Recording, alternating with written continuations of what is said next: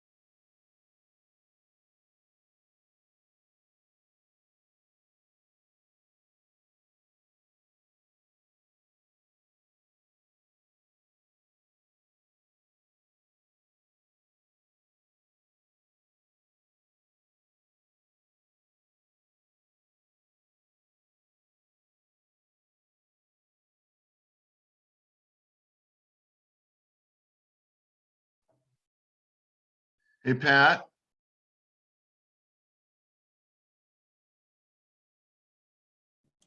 Yes. So just to clarify, I mean, the folks that are watching on the YouTube, they can access YouTube through the web, through our webpage, but again, they're not an attendee in any way until they do the other dial in and log in. Correct.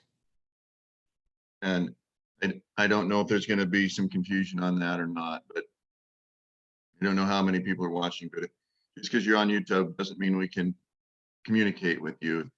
In order to communicate and make comment, you'll need to go through the system, go through the website and join as a participant. Now we have Martha and she's sharing her screen.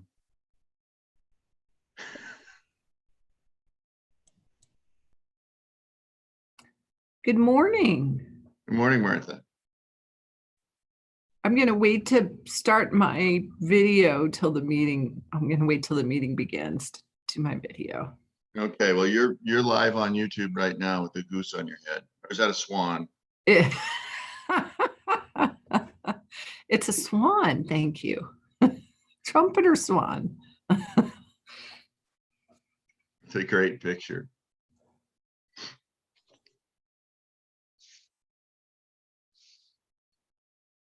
Are you all getting the rain that we have? It's glorious. No, it's been nice here, but I guess it's coming. Dry in the Northeast. It's always dry in Chinook. Except when you're cutting hay. Yeah. Last few years, it's been dry then too. Morning, Pat.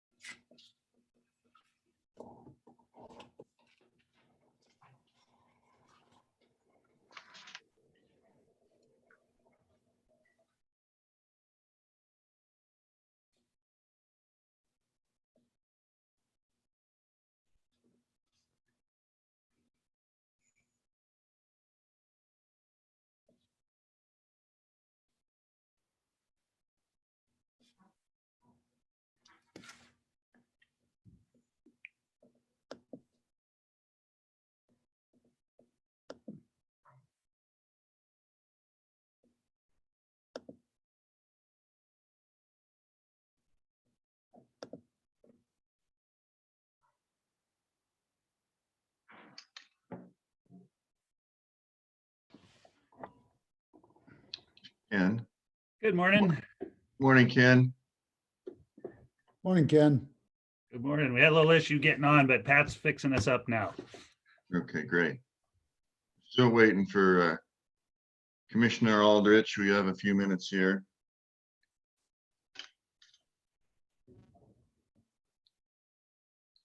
I could do a nice lesson of the periodic table if you guys are really bored this morning. So Might be an improvement from some of the discussion.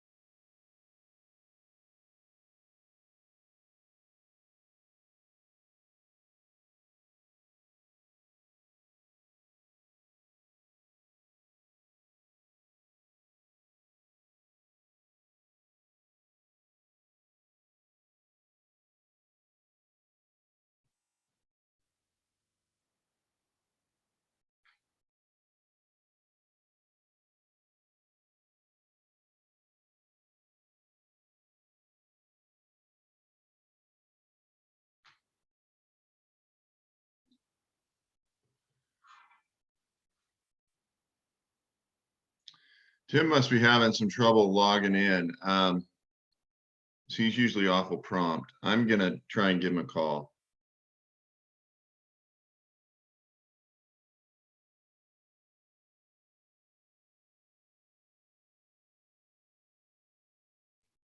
I think you are muted, Commissioner Stuker.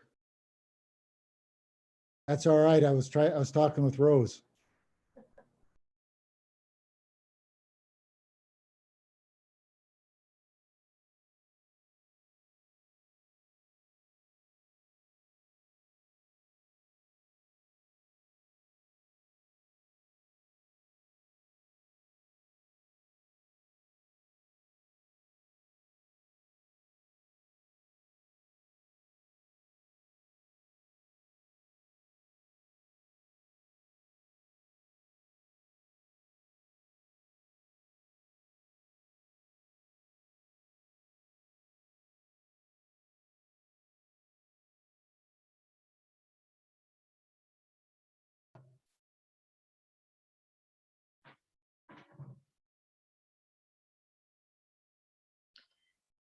All right, welcome everybody.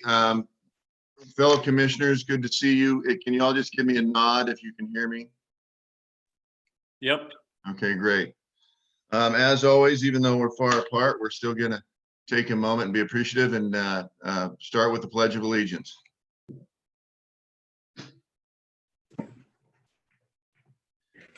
Pledge allegiance to the flag of the United States of America and to the republic for which it stands, one nation, under God, indivisible, with liberty and justice for all.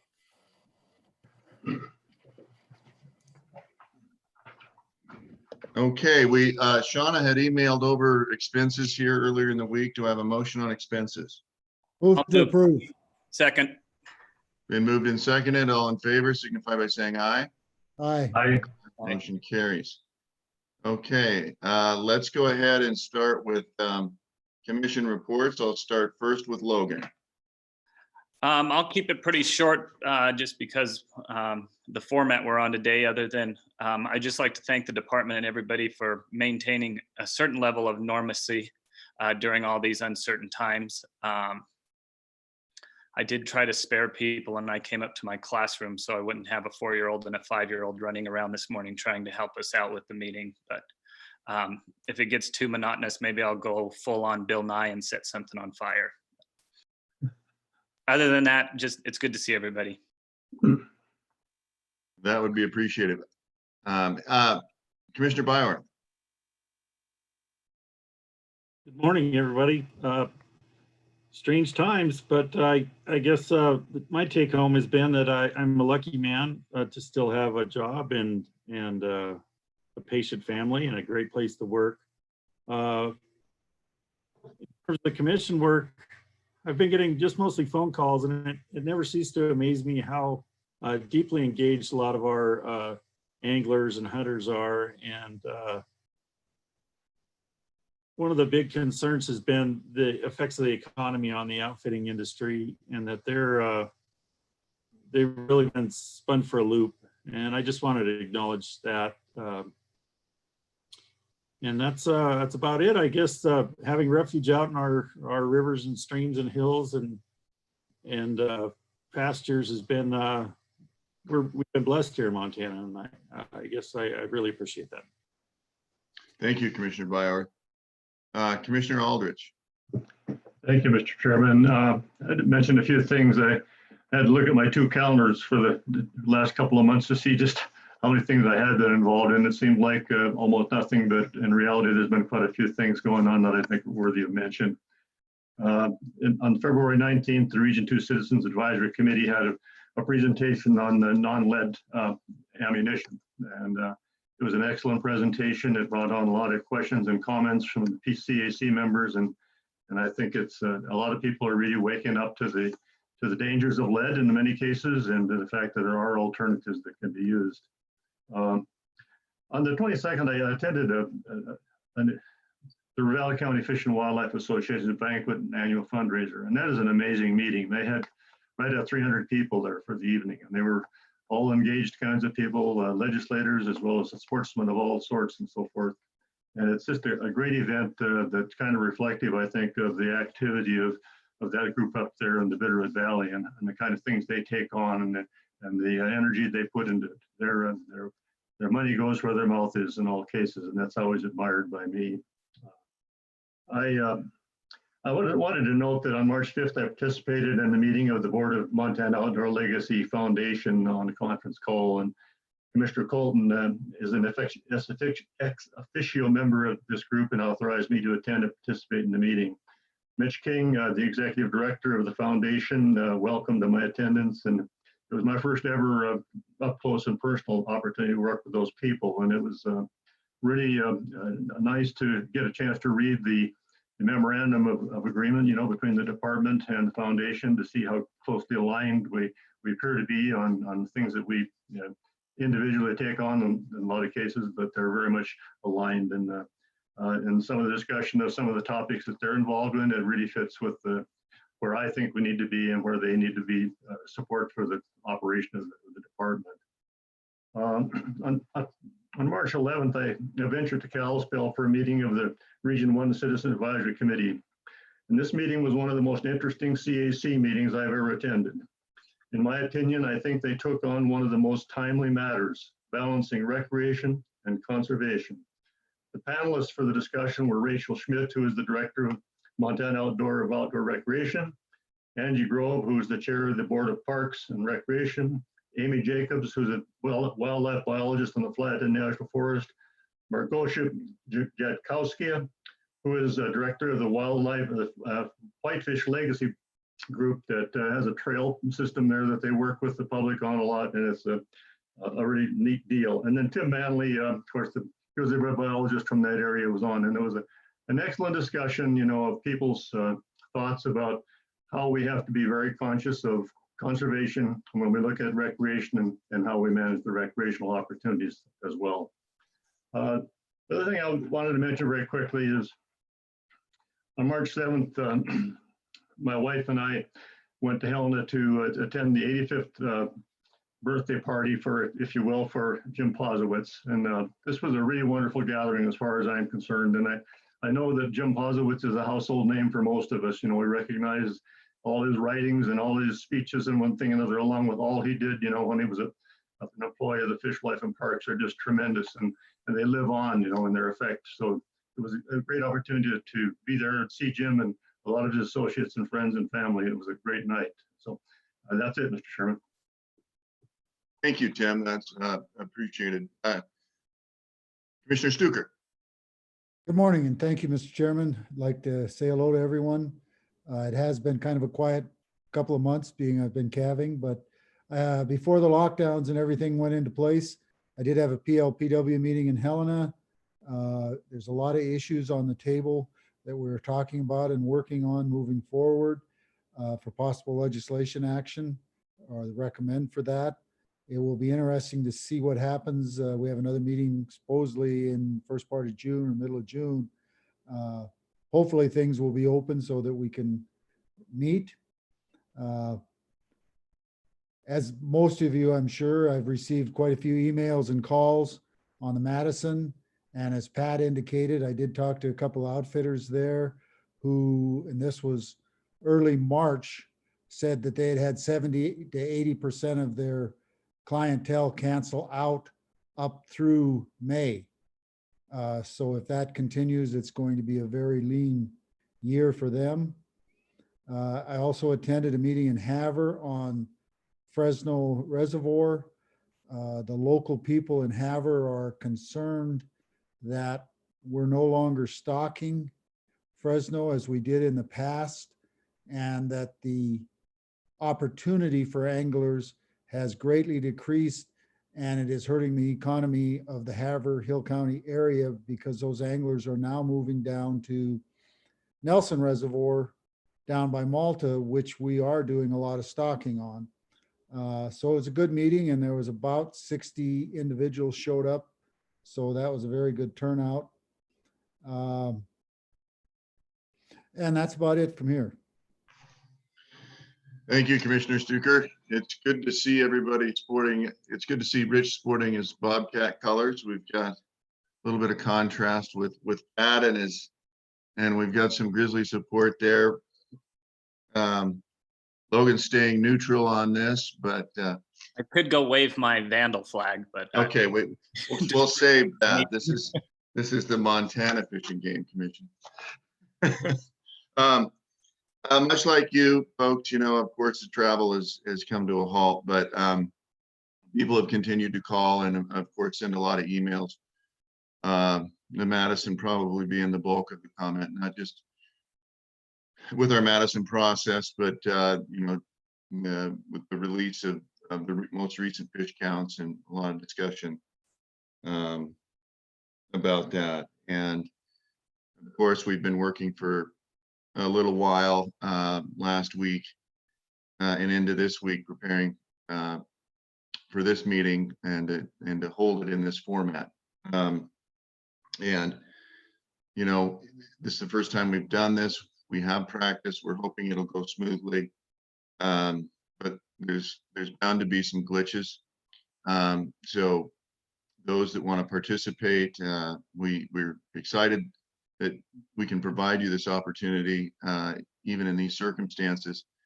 But you're going to maybe need to bear with us as we start this process. But we'll try to move efficiently, but in a way that allows us to gather comment if available. And before items go up for a vote or discussion or comment, I'll kind of have a redundant sort of reminder people of how the process is going to work. So with that, again, it's good to see everybody. And Director Williams, your report, please. Great. Good morning, everyone, and I'm glad that we are finding ways to continue a public process and allowing for you as the commission to continue your work. I would like to say that I think we are all realizing, I think we understood before, but we are realizing even more now how important the outside is to all of us in Montana, and that the work we do and the opportunities we provide seem, if not as important as ever, even more so. And that I believe we all are looking to the outsides for that source of clarity, for respite, and for connection. So with that, I want you to know that Fish, Wildlife, and Park staff have absolutely continued to work. We are going forward with our field work.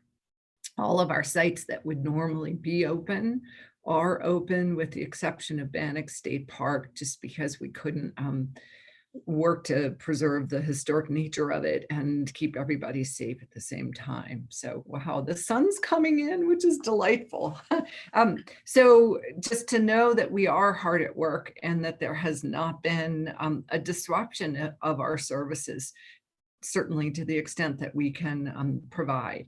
So what have we been doing? I've been thinking about the services Fish, Wildlife, and Parks traditionally provides. One are the sites that we have, whether state parks, fishing access sites, or wildlife management areas. And as I said, those that would be open at this time of year have remained open.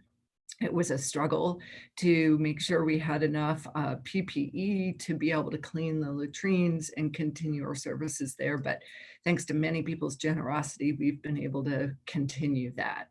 At the same time, I think of other opportunities outside as really our seasons. And I want you to know that for the seasons, we have always had the eye toward providing opportunity, and then have balanced the safety of our own employees, the safety of the public, and have looked at that, looked at decisions on those seasons through that lens. Now, I recognize that I took some actions that are normally within your purview, that's the commission authority.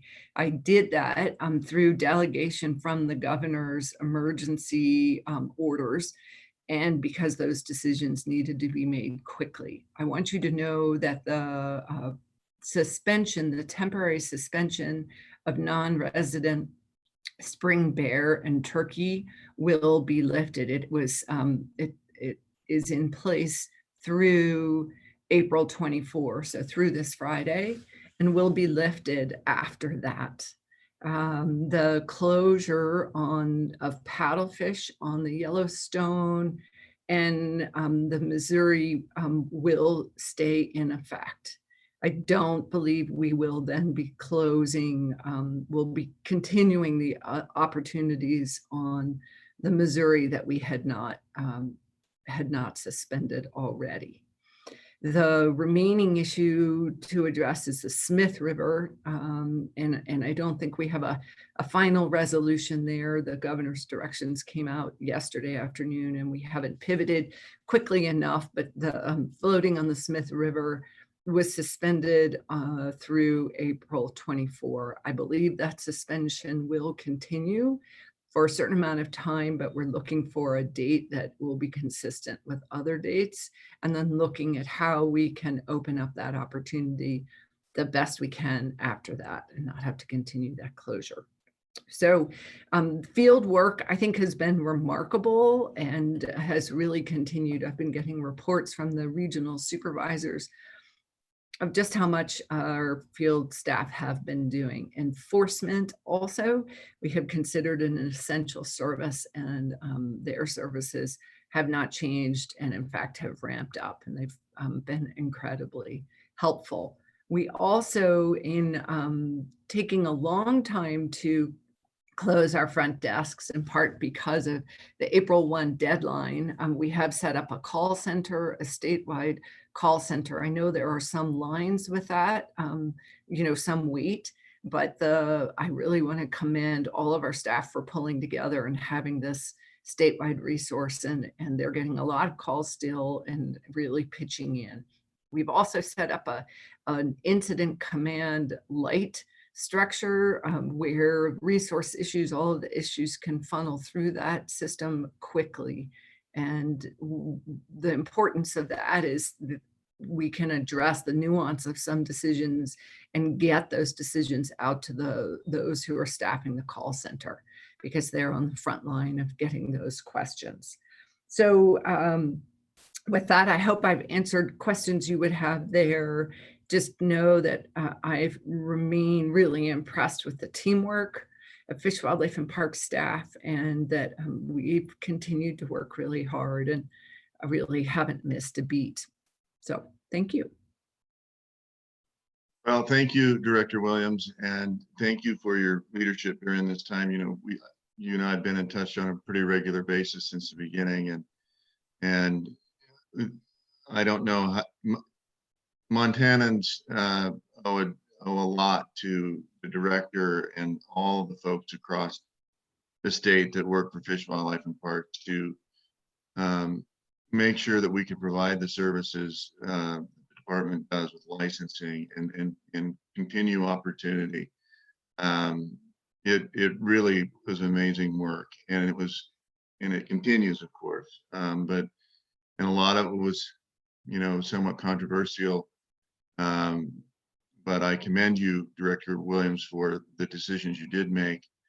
I believe we're all supportive of those. I know that I am 100% so, and just appreciate you having the strength to do that, and a special recognition for when the offices were kind of getting overrun right at the beginning of this, and that, which of course included the Helena office.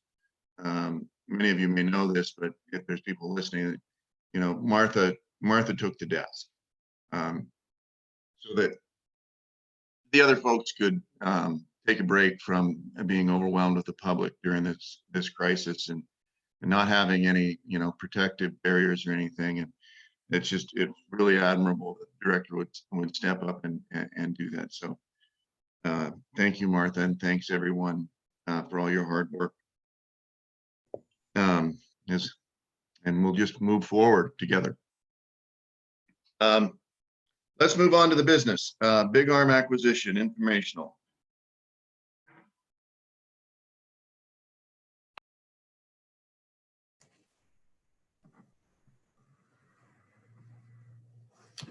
Good morning, Mr. Chairman, members of the commission, Director Williams, Bill Schenk here. Can you hear me okay? Good. So the first item on your agenda this morning is an informational item on I'm here today to basically close the loop with the commission on the Big Arm acquisition. That is an acquisition of a permanent easement for continued and perpetual operation of the Big Arm unit of the Flathead State Park. This item appeared before the commission as an endorsement item, and the commission indeed endorsed it. We're back today as an informational item to close that loop with you.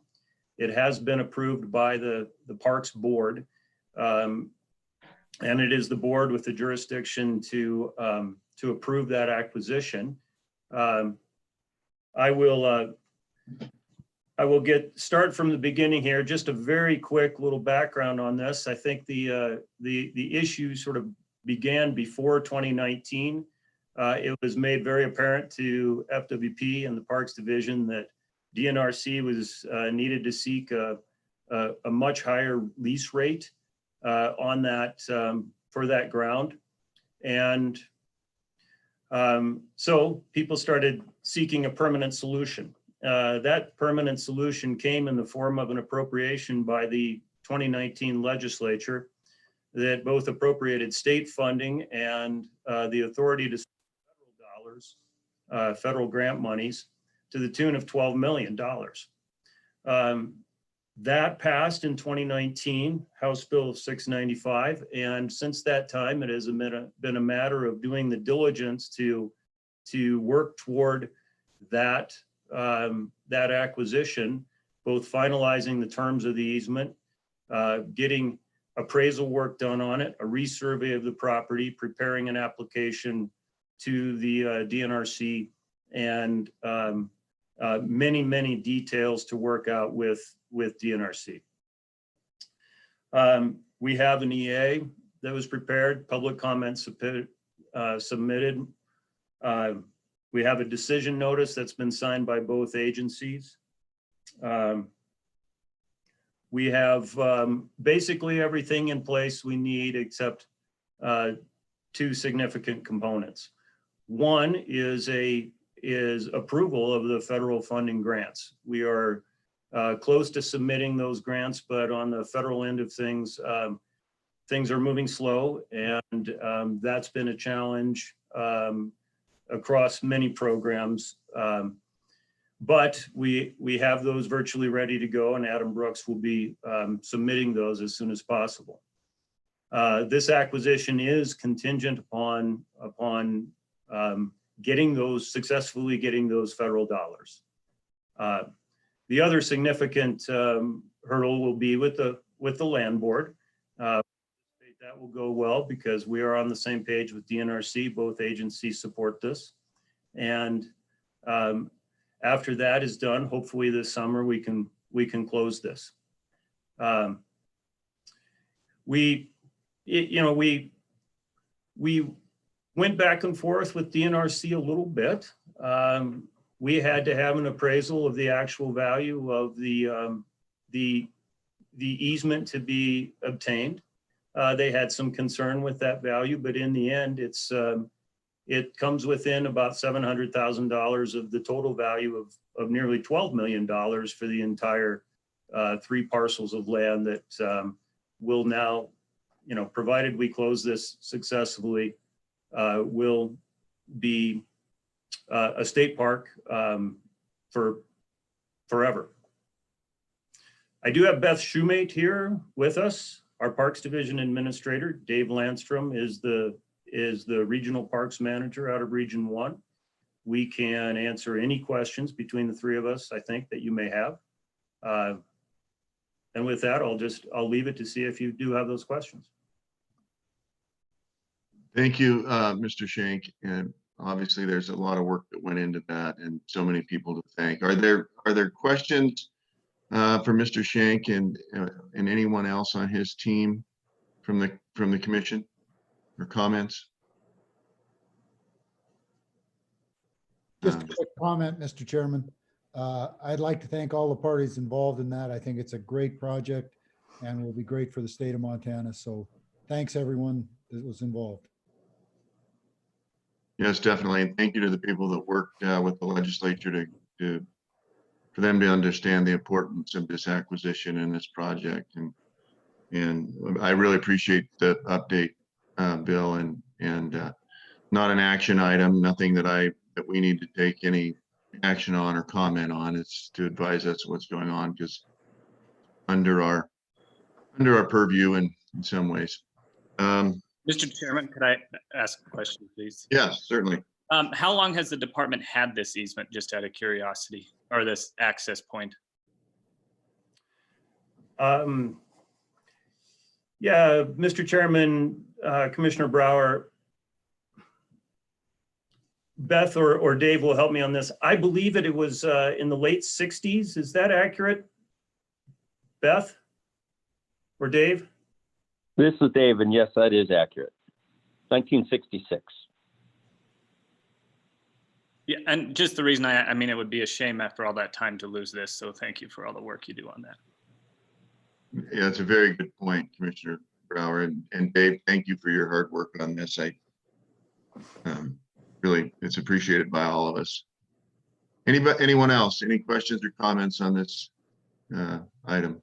Mr. Chairman, I just maybe add another round of thanks on this one, because access on that west side of Flathead Lake is public access, good public access with good facilities is at a premium right now, as we know, and we have hope that something more will be coming of this, but boy, keeping this one intact is just absolutely outstanding work, and it's a must. So thank you for what you're doing.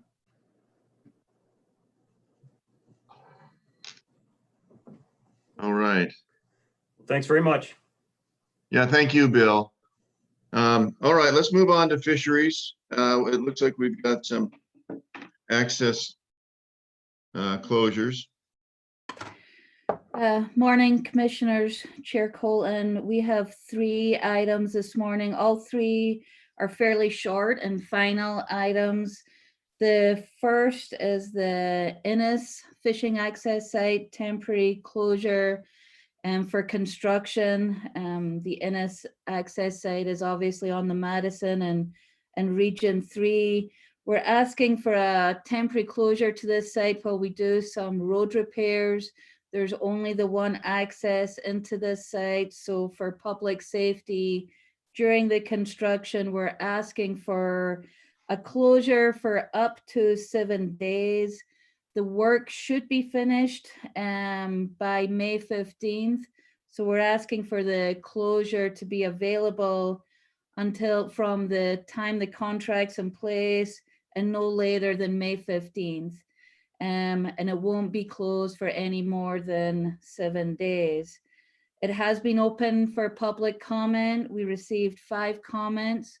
All of those comments were favorable.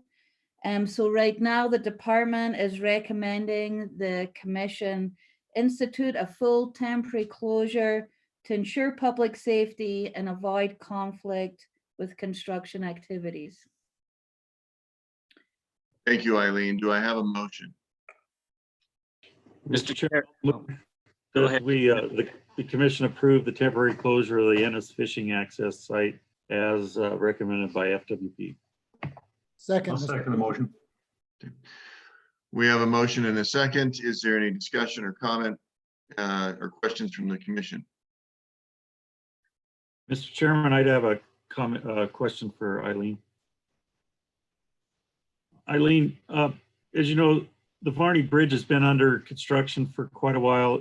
Is there any closures expected up there during the same time at the Varney Fishing Access Site? Chair Colton, Commissioner Byerworth, I'm not aware of any, but if it's okay with the commission, I would ask either Don Skaar or Dustin Ramoie who are available. They may have better information than I do. Eileen, this is Don. I do not have anything more. Dustin? Hi, this is Dustin Ramoie. I'm not aware of any other closures in that area as well.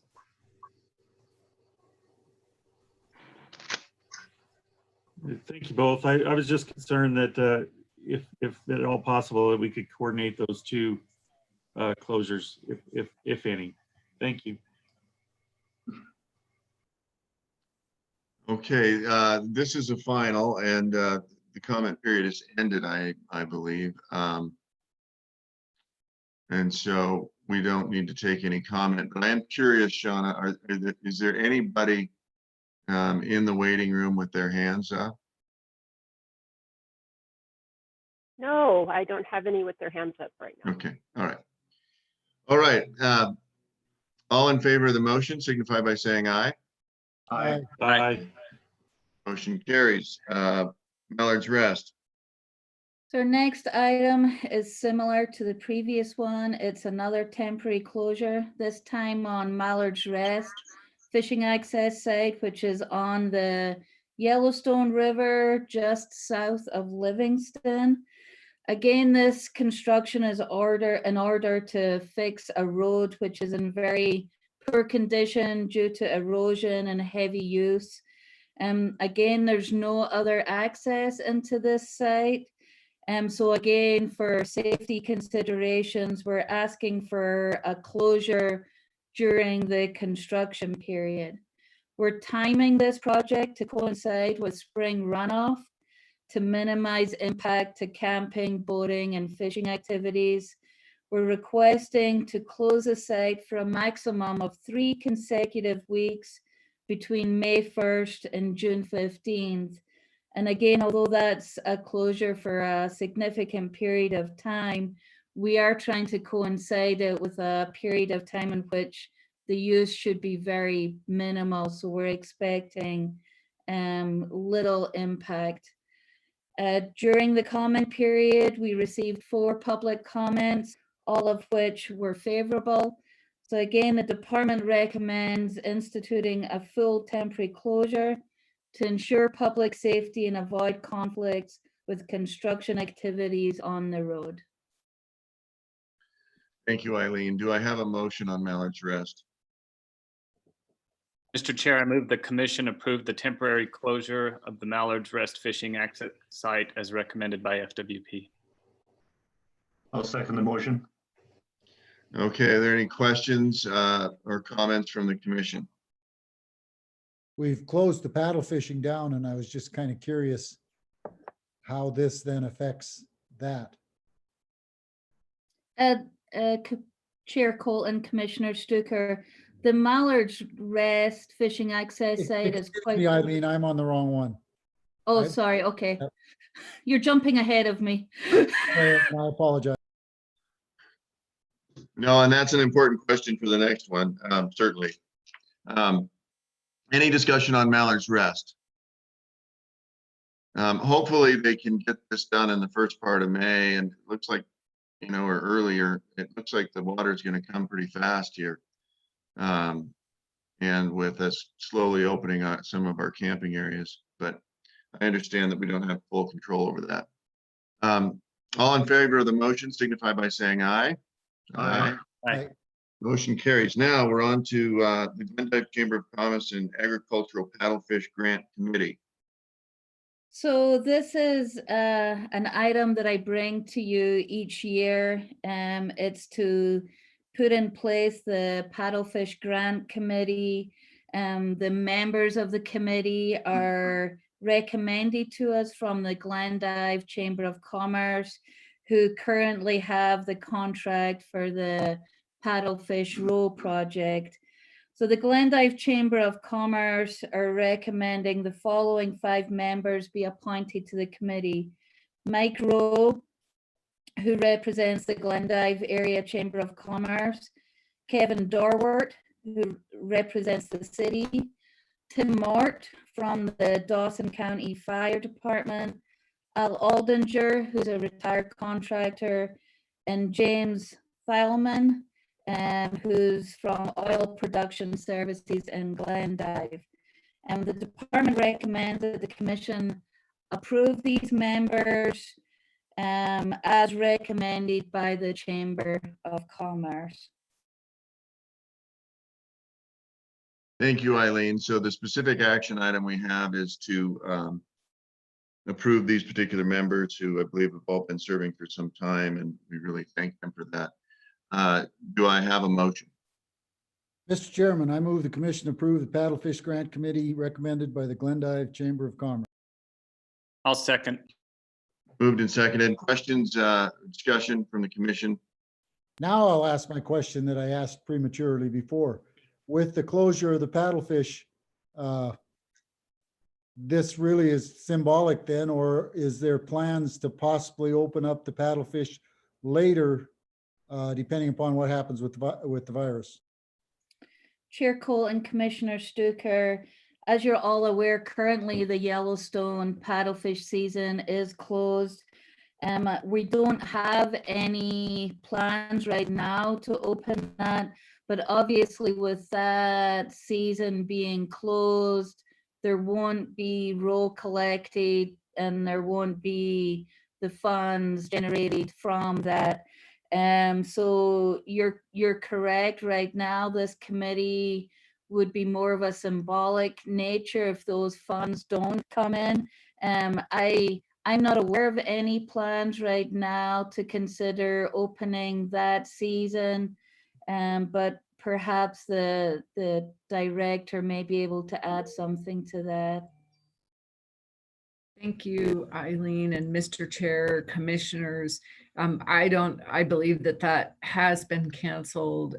That season has been canceled. And in part, it was due to a recommendation from the Glendive Chamber of Commerce. I know that our region and fishery staff worked closely with Glendive to come up with that proposal.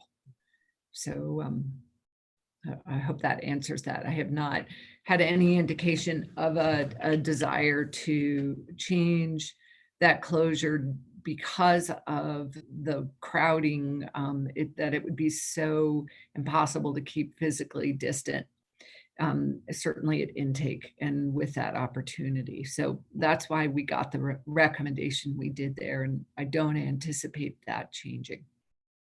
But thank you for asking. I was just going to add on, but with this, looking at the letter that the chamber president sent, doesn't it seem like there's still funds left to be issued in 2020? So that would be the role of this committee? Chair Colton, Commissioner Logan, that is correct. And I was remiss in mentioning that there are some funds still left in that account. So that will be the responsibility of this committee if no additional funds come in. And then just to follow up on that, I think I've asked it before, but it would be kind of interesting to know exactly where those funds go, just to see the projects that are funded through that. Chair Colton, Commissioner, I don't have that available right now, but we can certainly get that list for you and send it out. Yeah, there's a lot of, you know, you don't have to drive around Glendive much to see an improvement project. This has really been a great program, and, you know, required legislation and in order to, you know, provide essentially a commercial benefit of some measure for a public resource. And I really appreciate these people that are willing to serve on this committee to allocate that money for the betterment of the Glendive area. Any more comments, discussion, or questions on the nomination of these individuals to serve? All in favor of the motion signify by saying aye. Aye. Aye. Motion carries. Okay, we're moving in. We're moving into wildlife.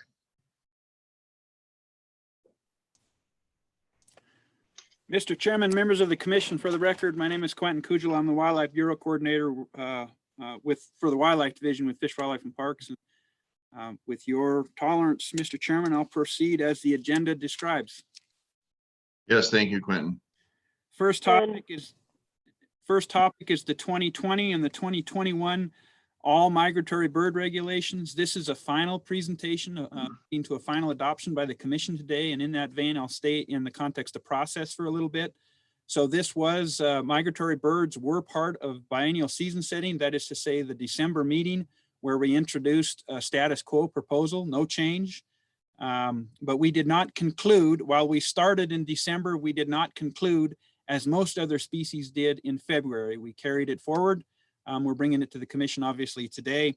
The proposal is different from the proposal you saw and you adopted in December, in that you see a restriction, a reduction in the bag limit for scaup in both flyways. That reflects population assessments.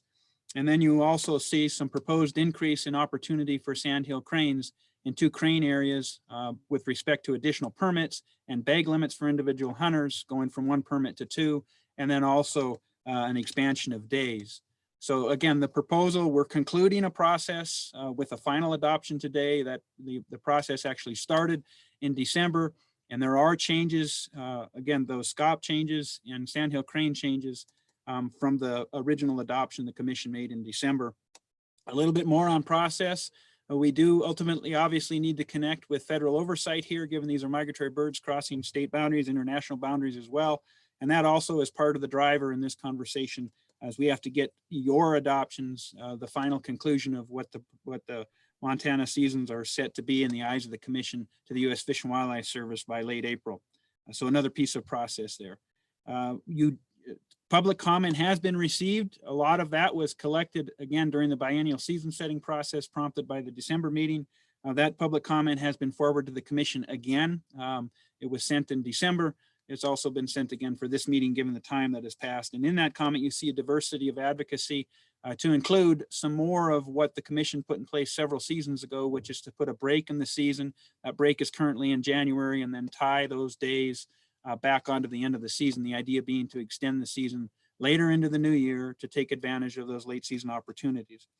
You don't see the department propose more of that. You see the department staying with the status quo with the break and the extension that is currently in there. You see the commission commission cover sheet represent consensus or non-consensus on that topic. And that's not to say that the department does not recognize the circumstance and does not understand the advocacy. It's just that the department at this point in time sees value in the status quo. It's not clear what might be the closed dates to come up with those additional days at the end of the season.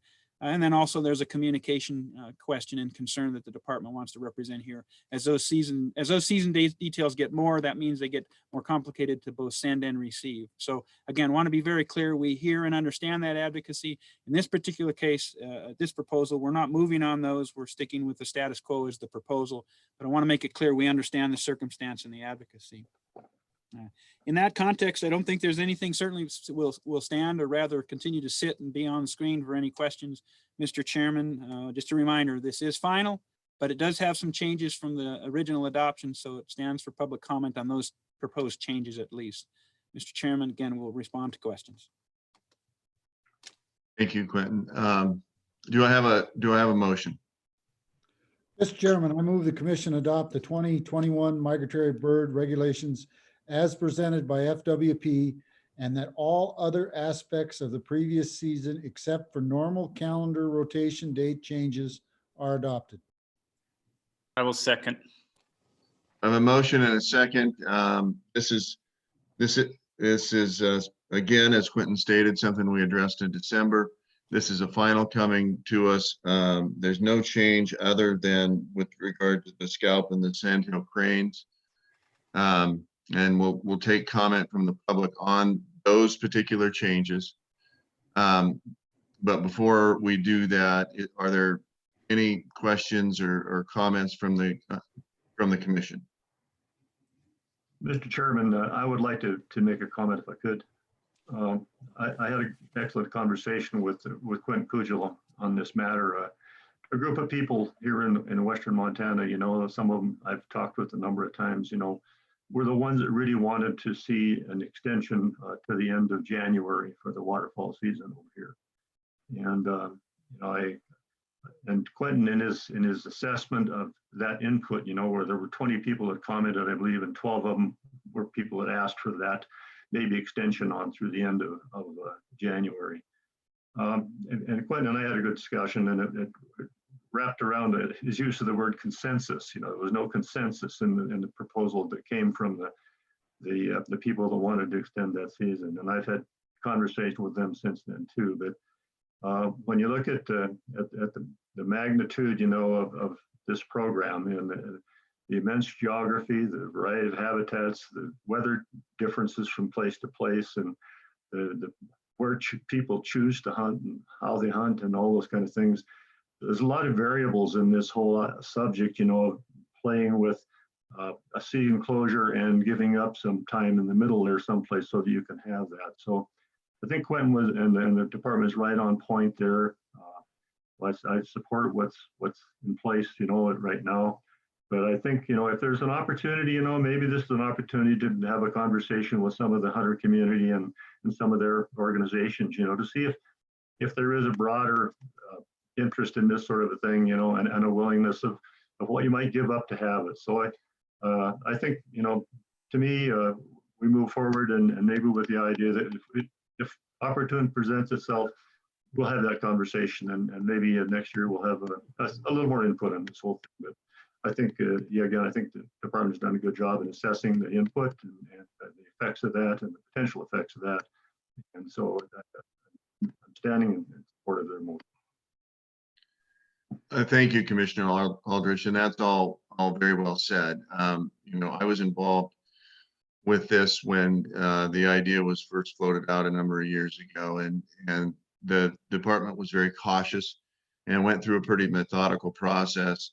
And then we had to get some adjustments and different things with the feds, and you know, we took a lot of comment because we didn't want to limit certain opportunity for some folks in different areas of the state, and we have a very big state, you know, and we've got geese that, you know, come down and hang out in Missouri and decide they're not going to keep going any farther, and well waterfowl overall. And there was a lot that went into it. And I certainly do appreciate the comments of the folks wanting to extend it out to January. And I think you know, we should continue these sort of discussions, but as Quentin alluded, we need to make sure that we're effectively communicating and developing some measure of consensus and understanding across the state, because we could have some impacts on some users that would really be problematic and frustrating for them, and we don't want to do that.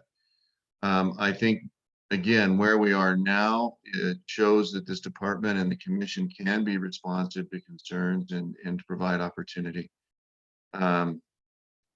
So I just want to, again, Commissioner Aldridge, thank you for making those points and kind of hit them again. And then thank you, Quentin, for your thoughtfulness on this.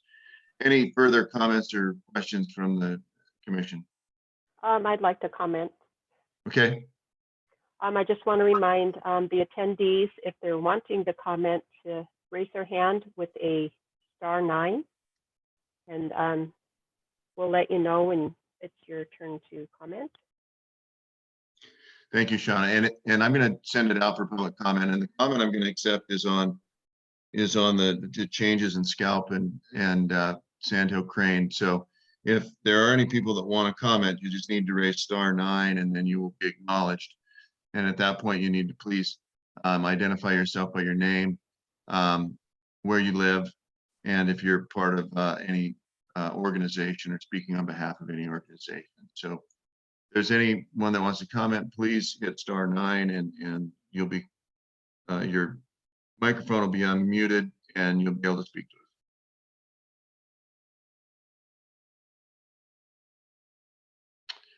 Okay, seeing none. John, I assume there's no hands coming up. No hands. Okay, thank you.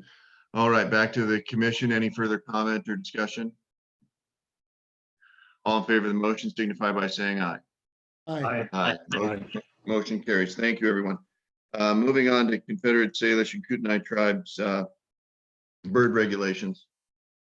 Mr. Chairman, members of the commission, and Director Williams, this is a really neat opportunity that comes to the commission and attending public every year, and it reflects the great working relationship we have with the CSKT. And again, a process clarification here before I speak to the content. So the CSKT have their process to build and then publicly review and then adopt bird regulations, game bird regulations, migratory and upland, through their Fish and Wildlife Board, and then ultimately their final tribal council adoption. And so in that context, this process step for the Fish and Wildlife Commission is to review and endorse the proposal that the tribe has made. And that endorsement then, of course, is of course contingent on final adoption by the tribal council. So again, it's both content in the sense that it's the regulations, but it's also a great manifestation of that working relationship between the two entities. The content itself is, for the most part, the regulations described here match the adoptions that you just made for migratory bird and have previously made for upland bird. There are some differences. See a little bit of difference in shooting hours. No falconry on the Flathead Indian Reservation. And then in all instances, non-toxic shot are to be used on the Flathead Indian Reservation. So again, some differences, but for the most part, they overlap content to content. So one final piece, I would say this is, again, an endorsement, both recognizing and respecting the process, yet that CSKT has to conclude. So it's contingent on that, but again, an endorsement, a one-stop visit to the commission, to the Fish and Wildlife Commission in that context. And that is to say also that given that we have in the past, Mr. Chairman, allowed public comment at this meeting for this topic. With that, we'll respond to any questions, sir. Okay, the cover sheet presents this endorsement in the form of a motion. So if I could get a motion, then we can ask questions and move forward in our process. Mr. Chair, I move that the Fish and Wildlife Commission endorse the 2020-2021 Flathead Indian Reservation pheasant, gray partridge, and waterfowl hunting regulations as presented and subject to the final tribal council approval. A second. So we have a motion and a second. Any questions to Quentin? Comments from the commission? I think it's just important to point out, again, this is a great opportunity and for us to coordinate with the Confederate Salish Kootenai, and we appreciate their work with us. And, you know, we don't know exactly what is going to transpire here with COVID-19 and how that may impact, you know, travel in and around those tribal lands. And so we all need to be cognizant of that.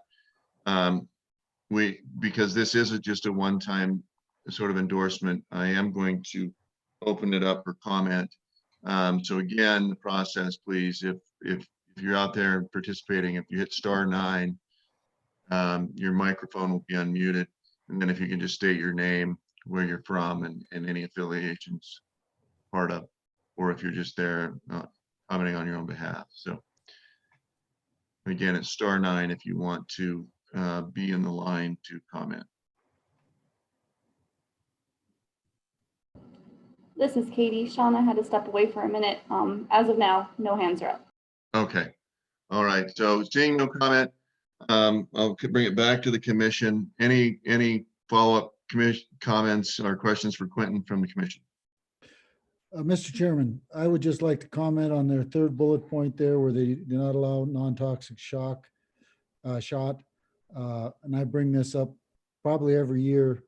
And I know there's a huge cost involved to the sportsman, but I think I would like to see us move in that direction also as we move forward in future years. Thank you, Commissioner Stuker. Any further comment or questions from the commission? Seeing none, all in favor of the motion signify by saying aye. Aye. Motion carries. We're moving on to mountain lion quotas. Mr. Chair, could I ask for a quick break before we move on to this one? Yeah, we're moving along at a good clip, and maybe we're getting a little bit ahead. Why don't we resume at 9:35? Thank you. About 11 minutes. Is that good? Everybody, be sure to mute your speakers.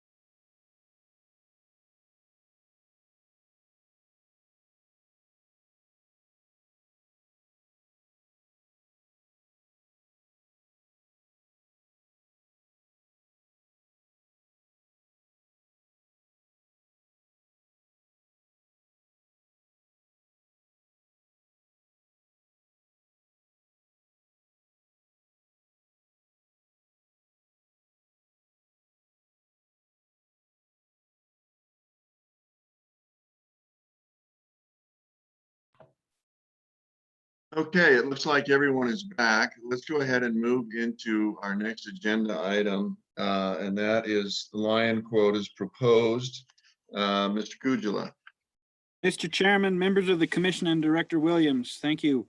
Yeah, 2020 mountain lion quotas. And this is a proposed item, again, to stay in the same pattern we've been on wildlife topics to date. We'll hit a little bit of the process pieces first. So again, proposed. So you've not seen, it's the first time you've seen lion quotas, just lion quotas. There was lion structure discussed in the biennial season setting process that concluded in February. There were some quota changes there as well, you may remember, but per process, per commission process, based on, continuing to gather information as the season continues. In the case of mountain lions, up until the 14th of April, we leave open the process window to adjust quotas based on that late coming input. In that context, you do see some changes. It's a mix of both increases and decreases as staff, field staff, regional staff are responding to inputs that include previous harvest, time that it takes to fill the harvest relative to conditions for harvest, visits with landowner producers, oftentimes in that conversation addressing conflicts, also houndsmen, as certainly many of those individuals are out many days, in some cases every day of the season if there is snow to be had, and their insights and their captures. So those are all of the inputs, again, and the increases and decreases are reflecting an intent to increase the population or to decrease the population for one of those reasons or not, for one reason or another. I would also reiterate to the commission that while we are talking here about what the mountain lion quotas will be for the 2020 season, for the upcoming season, it's also good, I think, to recognize that we are operating under the title of mountain lion management. Some other big things are going on as well. The commission will remember that the statewide mountain lion plan has received adoption, public review, and subsequent adoption by the Fish and Wildlife Commission. And in the process of implementing that plan now, the department this winter has put on the ground an effort to improve our population estimates. That is to say, to take a model that we built and defined in that mountain lion plan, but then to truth that model against real circumstances on the ground. So ultimately, across the state, across the ecoregions the mountain lions inhabit, we look for our capacity to estimate mountain lion population to only get better using that best available science. And then, of course, from there, conversations about quotas, will be that much more grounded in science. That being said, again, coming back to the specific proposal, you see both proposals and increases. And of course, for all those quotas that aren't identified here, they are proposed to remain as they currently are. This is a propose, and we'll go out for public comment, whatever the commission adopts. And in that context, Mr. Chairman, leaves room for public comment here at the podium today. We'll rise for questions. Thank you, Mr. Kujala. As noted, we will be taking comments. So if there are members of the public that want to comment, go ahead and remember *9, and you'll be called upon by essentially having your phone unmuted, and then you can talk to us. Can I begin with a motion? Mr. Chairman, I'd move to adopt the proposed 2020 mountain lion quotas and subquotas as presented by FWP. Second. Thank you. It's been moved and seconded. Comments or questions from the commission? Mr. Chairman, I will support this now, but through a lot of contact that I had, especially in 447 and some other districts, the landowners there were concerned that there were a lot more mountain lions than what we were coming up with. And what Mr. Kujalo said is we're working on a process to come up with a better count. So as I said, I will support it now, but I hope we do get some counts that reflect what are out there. And I know the department has done the best they could at this time, but as I said, I did get quite a few comments that landowners feel there are a lot more lions out there than the department thinks there are. Thank you, Commissioner Stuker. Further comment or questions from the commission? I have faith in this comprehensive mountain lion plan, and I understand there can be frustration on the landscape, but we have probably the most advanced lion plan in the West, and it took a lot of time and a lot of modern technologies and data accumulation software and was utilized in developing this plan. And I again, being respectful of the people on the landscape, but we have to be really careful dramatically adjusting this plan based on anecdotal information, because you know, when I was at the WAFO meeting in California in January, you know, talking to other commissioners in the West here, you know, we talked about this Lion plan and what went into it, and you know, they were all envious. In fact, some folks asked for it and had it forwarded along to them. So always recognizing the concerns of the public, but at the same time, we've got a good solid plan, the best probably data collection out there for determining populations of this kind of elusive animal that's difficult to count. So I really think that we need to, you know, let this play out, utilize that amazing tool that we have. So Shauna or Katie, is there, or do we have hands up out there for the public? No public comment right now. Okay. Any further discussion from the commission on the proposal, the motion that's on the table regarding the quotas? I'm going to go ahead and call for the vote. All in favor of the motion signify by saying aye. Aye. Aye. Motion carries. We've got some more lion work to do here. Mr. Kujula, surplus sales. Mr. Chairman, members of the commission, and Director Williams. Yes, thank you, Chairman. This has a connection to the biennial season setting process that addressed lion season structure that was concluded with the commission's final adoption in February. So we're picking up a piece that, for a better way to put it, fell through the cracks a little bit on our end, not the commission's end. I want to be clear about that. So the way regulations currently sit as it relates to a lion hunter making the decision to put in for a special lion license allocated through drawing, or to buy a general lion license over the counter. If you make the decision, if that lion hunter makes the decision to apply for a special lion license, regulations then say, current regulation then says that whether that person is successful or not, that's their decision to pursue a lion license. And so if they are unsuccessful, they can't turn around and then buy a general lion license. And that framework, that structure is in place as those initial conversations making the transition to special lion license grappled with, you know, what the interest would be, what would be the frequency for someone getting one of those licenses, what would be the draw odds, et cetera, et cetera. And so it was put in place to heighten, to raise the profile of that very significant decision the lion hunter is making at the point of which lion license do I purchase. And undoubtedly that structure put in place deters some folks by an inch or by a mile from pursuing one or the other option. And that has worked by the measuring stick of licenses available and licenses allocated, special lion licenses through the drawing. That's worked because the special lion licenses have all been allocated. There's been enough demand to allocate all of the supply.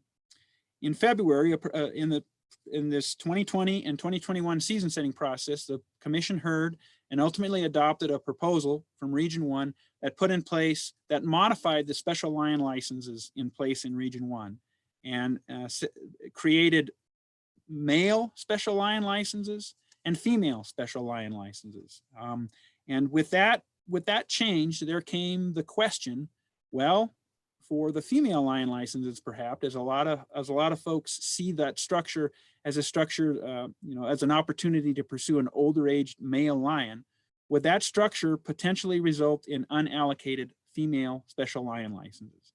Not knowing the answer to that question, and perhaps the answer will be no, but not knowing the answer to that question and not wanting to get into a circumstance in that acute moment and not knowing what to do about it, we are coming back to the commission and say, should that essentially we are asking, should that circumstance show up, that there are unallocated special mountain lion licenses wherever they are on the landscape after the drawing, this proposal would make unsuccessful special lion license applicants available to go to the counter and pick up those licenses through surplus sale. That's what the proposal. So most of my comments here are background context. Sorry if I've taken too long. The proposal is, to the point of conciseness, if there are unallocated special lion licenses after the drawing, picks those up in surplus sale, an unsuccessful applicant could be one of those persons walking to the counter in pursuit of that surplus sale. This is proposed, so any adoption here would go out for public comment, and then also here at the podium today or at the meeting today as a proposed item allows for public comment. With that, we'll respond to questions, Mr. Chairman. Thank you, Mr. Kujala. Okay, so again, we'll be taking comment after we have a motion, assuming we have a motion and comment discussion from the commission. So with this particular item, I'm happy the commission's pleasure to either start with a motion or some discussion followed with the motion. So, Mr. Chairman, I move that the Fish and Wildlife Commission adopt for public comment the proposed change allowing unsuccessful special lion license applicants the ability to purchase a surplus special lion license. I'll second the motion. we have a motion and second on the floor. Comments or questions from the commission? Mr. Chairman, this is Tim Aldrich. This is kind of a fairness question, in my mind. People have to cast their lot in a lot of different ways, and I think we've been criticized before, relative to deer and mule deer in particular, I believe, and elk and so forth. But I think this is a move in the right direction. Thank you, Commissioner Aldrich. Further comments or questions from the commission? Yeah, I certainly recognize why this was in place before in that format and why we'd be shifting away. And, we can keep our eye on things to make sure we don't have some unforeseen consequences. Is there any comment out in the regions? Anybody with their hands raised? Again, *9 and you'll be called upon. There are no hands raised. Okay, thank you, Shauna. Back to the commission. Unless there's any further discussion, I'll call for the vote. All in favor of the motion signify by saying aye. Aye. Aye. Motion carries. And now we're moving on to our non-resident hound handlers permit. Mr. Chairman, members of the commission and Director Williams, again, I'll start with some background context here and process. So this stems off House Bill 311 that came out of the 2019 legislative session. It was carried by Representative Kerry White. And essentially what it does is it puts in place a requirement for a non-resident lion hunter that is also a hound handler bringing their hounds into the state to hunt lions, requires them to secure one of these hound handler licenses before they can do that. That being before they can bring their dogs in and hunt over their dogs. Requires them to have both a lion, it requires that non-resident, that individual non-resident, to have both a lion license and that hound handler license. If they are chasing lions in Montana, they are hunting lions in Montana with hounds. The primary issue as we were engaged and watched the legislative discussion, a lot of the advocates for the bill recognized, spoke to in testimonial fashion in front of the committee, illegal outfitting that they were observing. And they saw this as a mechanism to address that. So the decision space here in front of the commission, that same bill, House Bill 311, points to the commission in its process to determine just exactly how these licenses would fall upon the landscape, how they would be available. And so that is the decision space in front of the commission. You see we have divvied up, if you will, the lion management units in the state into areas that would then be, and again, many of those areas include more than one lion management unit, not more than 2 lion non-resident hound handler licenses will be allocated in each of those 35 units. And so that's the decision space, is how House Bill 311 hits the ground, so to speak. This is not a discussion about whether or not there are non-resident hound handler licenses. That's already been decided by the legislature. I just want to make sure, I know the commission understands that. They just want to make sure all the attendees are aware of that too, that there's two authorities coming to bear here. The legislature has had its say, now it's the commission's say. And again, those 35 licenses will hit the landscape as prescribed in the information packet. Two of those licenses available in each of those so described units, and then one of those units, just given the number, has only one allowed. The other relevant details, these drawings are yet to happen. The drawings for the special lion license, and then the subsequent drawing for the non-resident hound handler. Those will happen through June and into July, so they are pending. There has been one of the biggest questions we've heard from some non-residents. You might imagine they're not certainly amongst those comments are opposition, disappointment, and I suspect that some of you have heard that directly.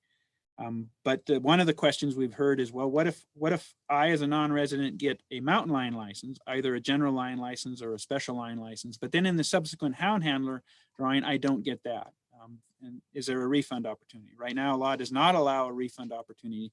There are other options for that non-resident. They can go with an outfitter. They can hunt without hounds, or if they have the question is often framed, a friend or a family member, no dollars exchanged, not a service agreement, but they're going out, they could hunt with that person over their hounds, but they couldn't be the hound handler. So again, the existence of non-resident hound handler license, that's a decision already made. This is a decision about how that appears on the landscape and through the drawing process. 35 of them scattered in the units as we have defined them in the proposal. That's the proposal, that's the question, that's the decision context for the commission today, is how we have proposed to allocate those. Does that make sense? Is that what the commission wants to send out for public comment? In that context, this is proposed. So we'll go out, whatever the adoption today is, for public comment. And then also, as with preceding items, it allows for public comment at the podium today, Mr. Chairman. In that context, we'll respond to questions. Thank you, Mr. Kujala. Do I have a motion? Mr. Chair, I move the Fish and Wildlife Commission adopt for public comment the proposed implementation of HB 311 by holding the first drawing for 35 D-4 licenses with no more than 2 D-4 licenses issued in any one district in 2020, concurrent with all other big game drawings where all lion districts can be applied for. I'll second the motion. Thank you. I have a motion and second. Again, this is a proposal that's going to go out for further comment. Any questions or comment from the commission? Yes, Mr. Chairman. Just to piggyback kind of on what Quentin had alluded to, I think we may have all gotten a call from individuals, from non-resident individuals on this scenario, but just to clarify, a lot of this is basically outside of the commission's hand, right? Just to make sure that's understood. Yes, Commissioner Brower, that's correct. So, Mr. Chairman and Quentin, my question would be, I know we have to draw for the hound hunters or the license, but the question that I had from one of the calls was, is there any way to combine that with the drawing so that the first 35, for example, we give out, have both the lion license and the hound requirements or usage tied together, so that, as I understand it, they have to have the license before they can get the other one, and there's a $500 fee for the lion license. And they really, most of the lion hunters want to use their own dogs. That's what they have them for. So I guess that's the question. Is there any way to tie the two together for the first drawing, and the first 35, or however they go into the areas, would be guaranteed that, and then the others would know that they maybe are outside of that number? Commissioner Stuker, Mr. Chairman, Director Williams, it's a great question. We too have heard that question, and we framed that question internally as well, as we sat down post-session, post-legislative session, try to figure out how to do that. And I'll start by very coarsely saying it's actually been a very detailed and I would say complex deliberation to figure out how to allocate these, both the lion license, limited, and then of course recognizing that there's a general purchase of a general lion license that's also an option, and then also this non-resident hound handler license. And we haven't, the path that we have found, I dare say, is the one that represents the only path we've seen through all the details. The details are, the 35 would be a mix of non-resident hunters that aren't houndsmen. It also begs the question, where do you address, only 2 per district? And how do you filter, as if to use your example, how do you filter through those first 35 if the first 17 want 4 of the districts, but the 35, the allocation, not more than 2 per, doesn't allow that. And that just then kind of rolls downhill as you continue to figure out second choices and third choices and maybe even fourth choices. So that is, and I would stop there. If there's more substance, we can certainly follow up. We can try to get someone from licensing on the line here. I would just summarize by saying, great question. We also had that. And for the details and the interplay of those details, this is the best we could come up, even as we considered that circumstance and the sensitivity to the refund opportunity that isn't there. Mr. Chairman, follow-up question, if I may. Under House Bill 311, the non-refundable $500, is that in the bill or is that something that is proposed by the department? Mr. Chairman, Commissioner Stuker, and Mr. Chairman, as I understand, that piece is in the bill. Okay, thank you. And I will confirm that. It's a good question. So as we roll forward today, I'll confirm that. Mr. Chairman, another question, please. Yes, certainly. Quentin, would there be a circumstance in which these hound hunting licenses would then have to go to surplus? Commissioner Brower, Mr. Chairman, yeah, that's a possibility. Where would, yeah, if the drawing does not allocate all of the available licenses, then we would look then to surplus opportunities.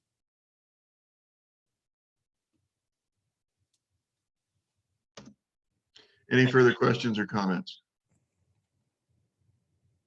Okay, again, we're going to take comment on this. It is a proposal. We'll be going out to take more written and verbal comment with the phone calls.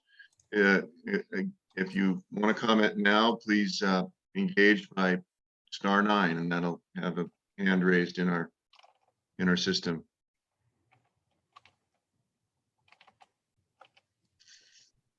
Okay, seeing none. No comment. Okay, thank you, Shauna. We'll go back to the commission for the vote unless there's any final comments by anyone. All in favor of the motion signify by saying aye. Aye. Thank you for your work on that, Quentin. I mean, this is certainly a work in progress, and the questions that Commissioner Stuker and Commissioner Brower asked are good questions and thoughtful, and we'll see how this shakes out. It looks now we're moving to some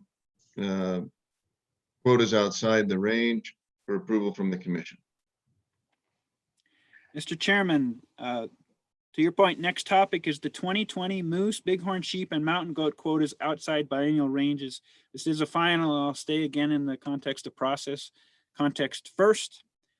So the commission, in its final adoption biennial season, February of 2020, put in place quota ranges, a minimum and a maximum for deer, elk, antelope, moose, sheep, and goat licenses and permits. And operationally, functionally, what those represent is decision space for department staff.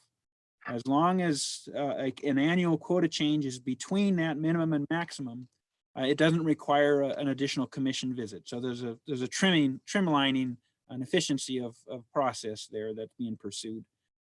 And the commission's voice, the commission's decision is to that quota range. The commission essentially says, yep, as long as you're above that minimum and below that maximum, you staff are okay. That being said, now and again, we run into, as information continues to come to field staff through direct surveys or other inputs, we come upon a situation where we think we need to make a quota adjustment that's outside that range. And that's fine, process allows for that. And that's what we are here today. Today we have, with respect to moose, bighorn sheep, and mountain goat, we have only one of those. There are other changes that are being mulled over that will be within range, but this is one that's being proposed that is out of range. So functionally what you're actually seeing is you're seeing a proposal to reduce those mountain goat licenses in hunting district 312 from 4 to 1. What that does as well is that functionally then also expands the quota range that is now from 4 to 8 to 1 to 8.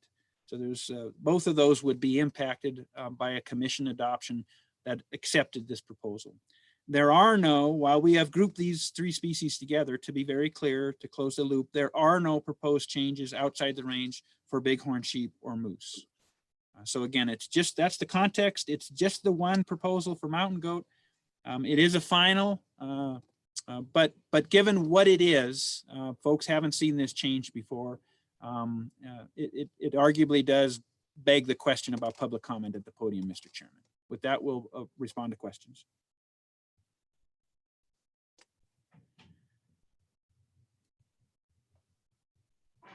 Thank you, Quentin. Do I have a motion from the commission?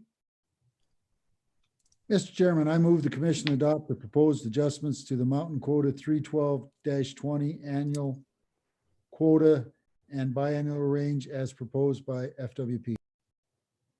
I'll second the motion. We have a motion and a second. And again, yeah, that is an important detail that we're essentially now adjusting the quota range as well from a 1 instead of 4 to 8, 1 to 8. So any questions or discussion from the commission? Is there anybody that wants to comment? And again, it would be with this specific adjustment in just this district. Seeing none, back to the commission. All in favor of the motion signify by saying aye.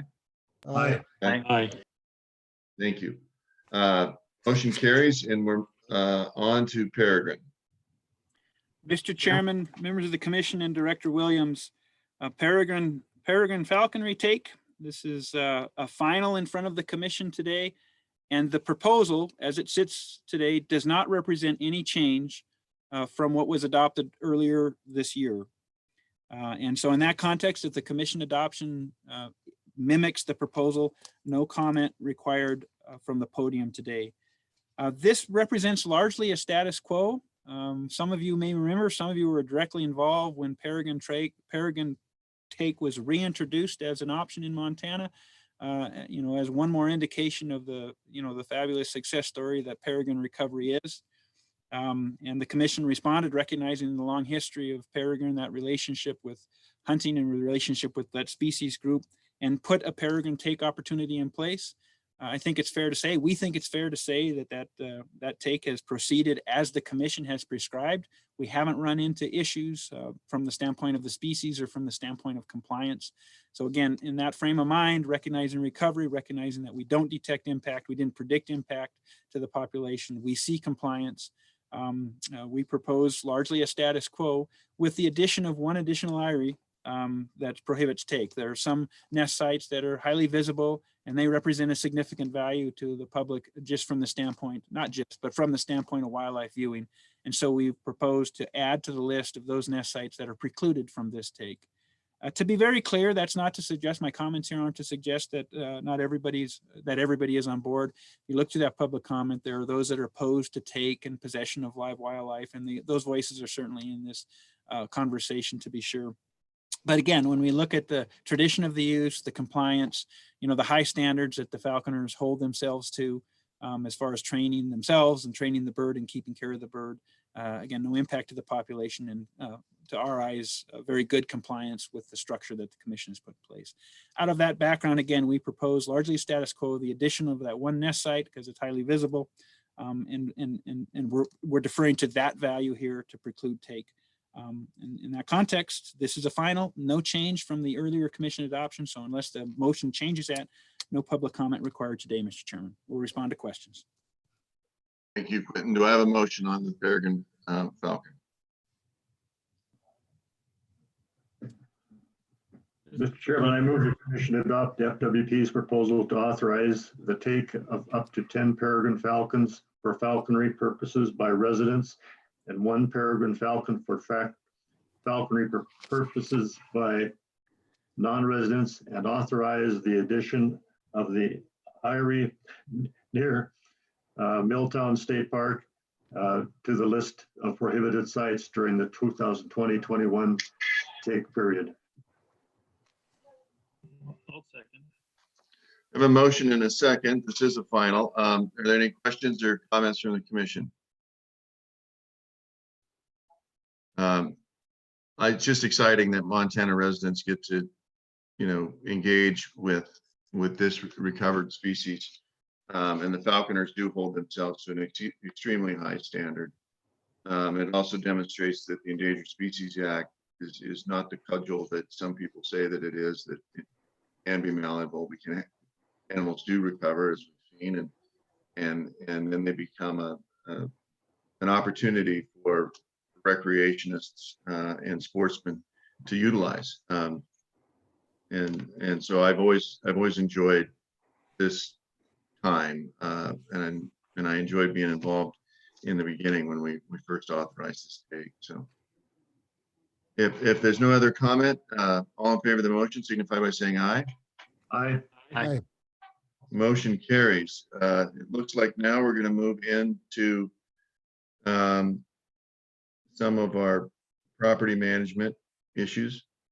Let's continue on here, and then maybe we can take a break before we start the endorsement of the elk plan process.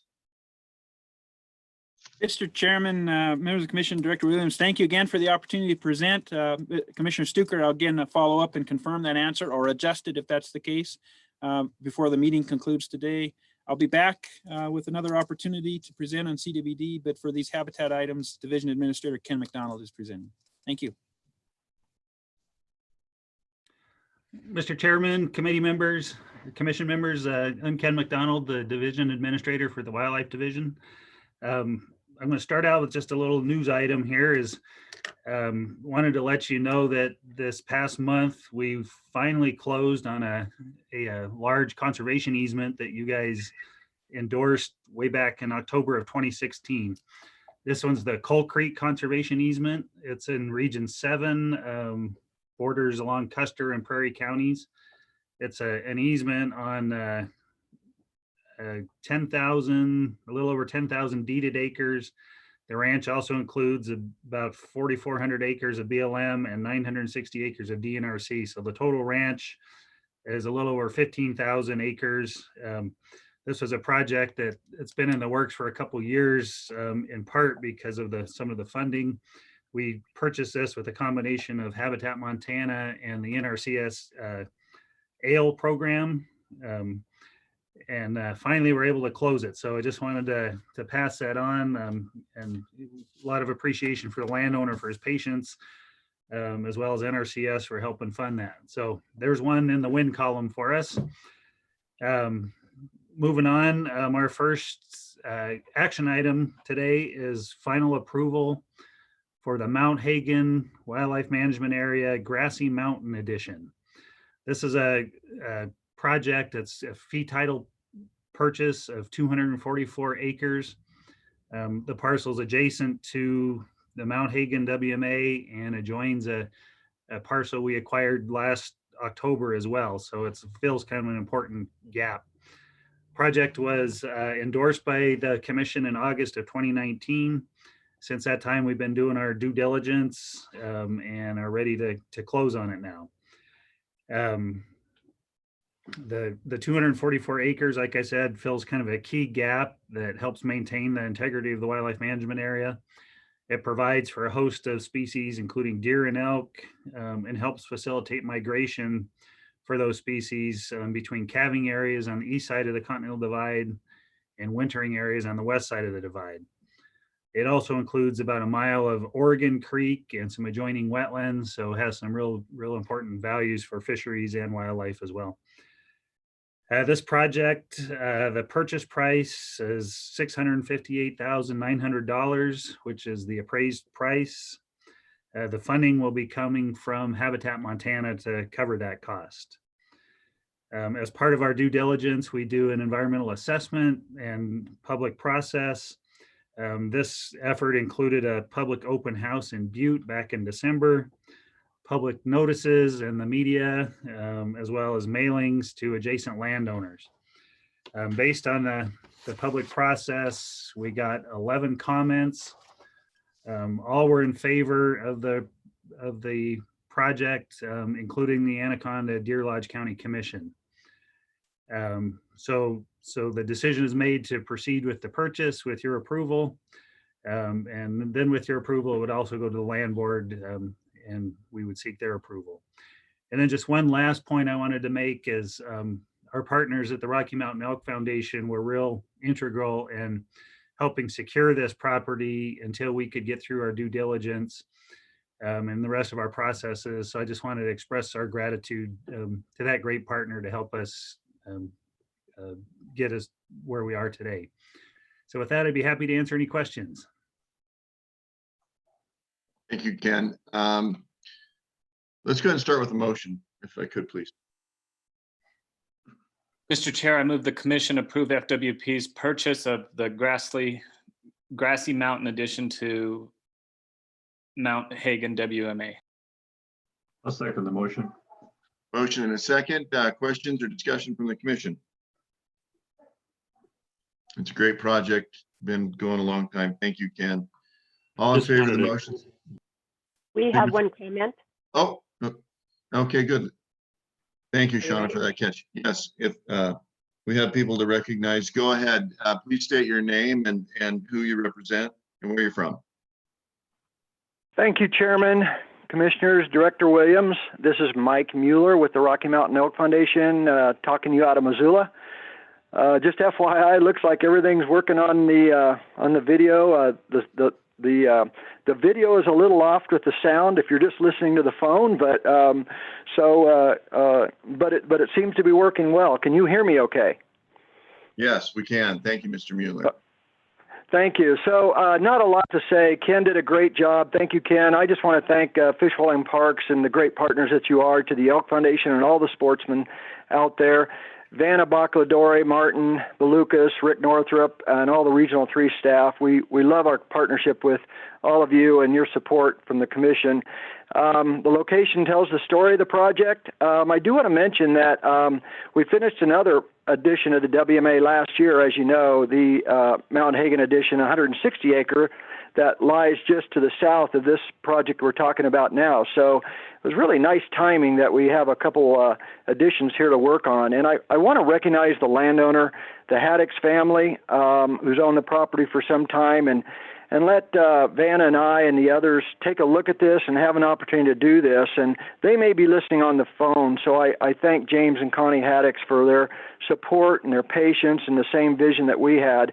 We did move really fast, as Ken said, last year because this property is located near commercial lodges and cabins, and there's high recreational values up there, so we thought it was under imminent threat. These are the kind of things we've been doing with our partners over the last 10, 15 years. And the landowners were great to work with, agreed to sell the property at fair market value. It was appraised. They agreed to that fair market value. We have a purchase option with them, and all the other great things that go with this property. One thing that was so impressive and gratifying is all the support Ken mentioned from, first of all, thousands of RMEF members and volunteers and staff and board across the state and all of our chapters, but all the strong support from county commissioners to all the other groups and sportsmen. This is just really what you want to see. And I want to thank everybody that sent in support out there, too, for this project. It's great for folks to get involved and do that. So with that, I want to thank you for all you do for Montana and elk country. And I just ask on behalf of the Elk Foundation, our members and volunteers, support for this great project. Thank you, Chairman. Thank you, Mr. Mueller. Thank you for making the time to be here today and to make those thank yous. And of course, thank you to the Rocky Mountain Elk Foundation for all your support on this project and all the others. It's been a great partnership for all of us. Is there anybody else that is out there that wants to comment? We have no other comments.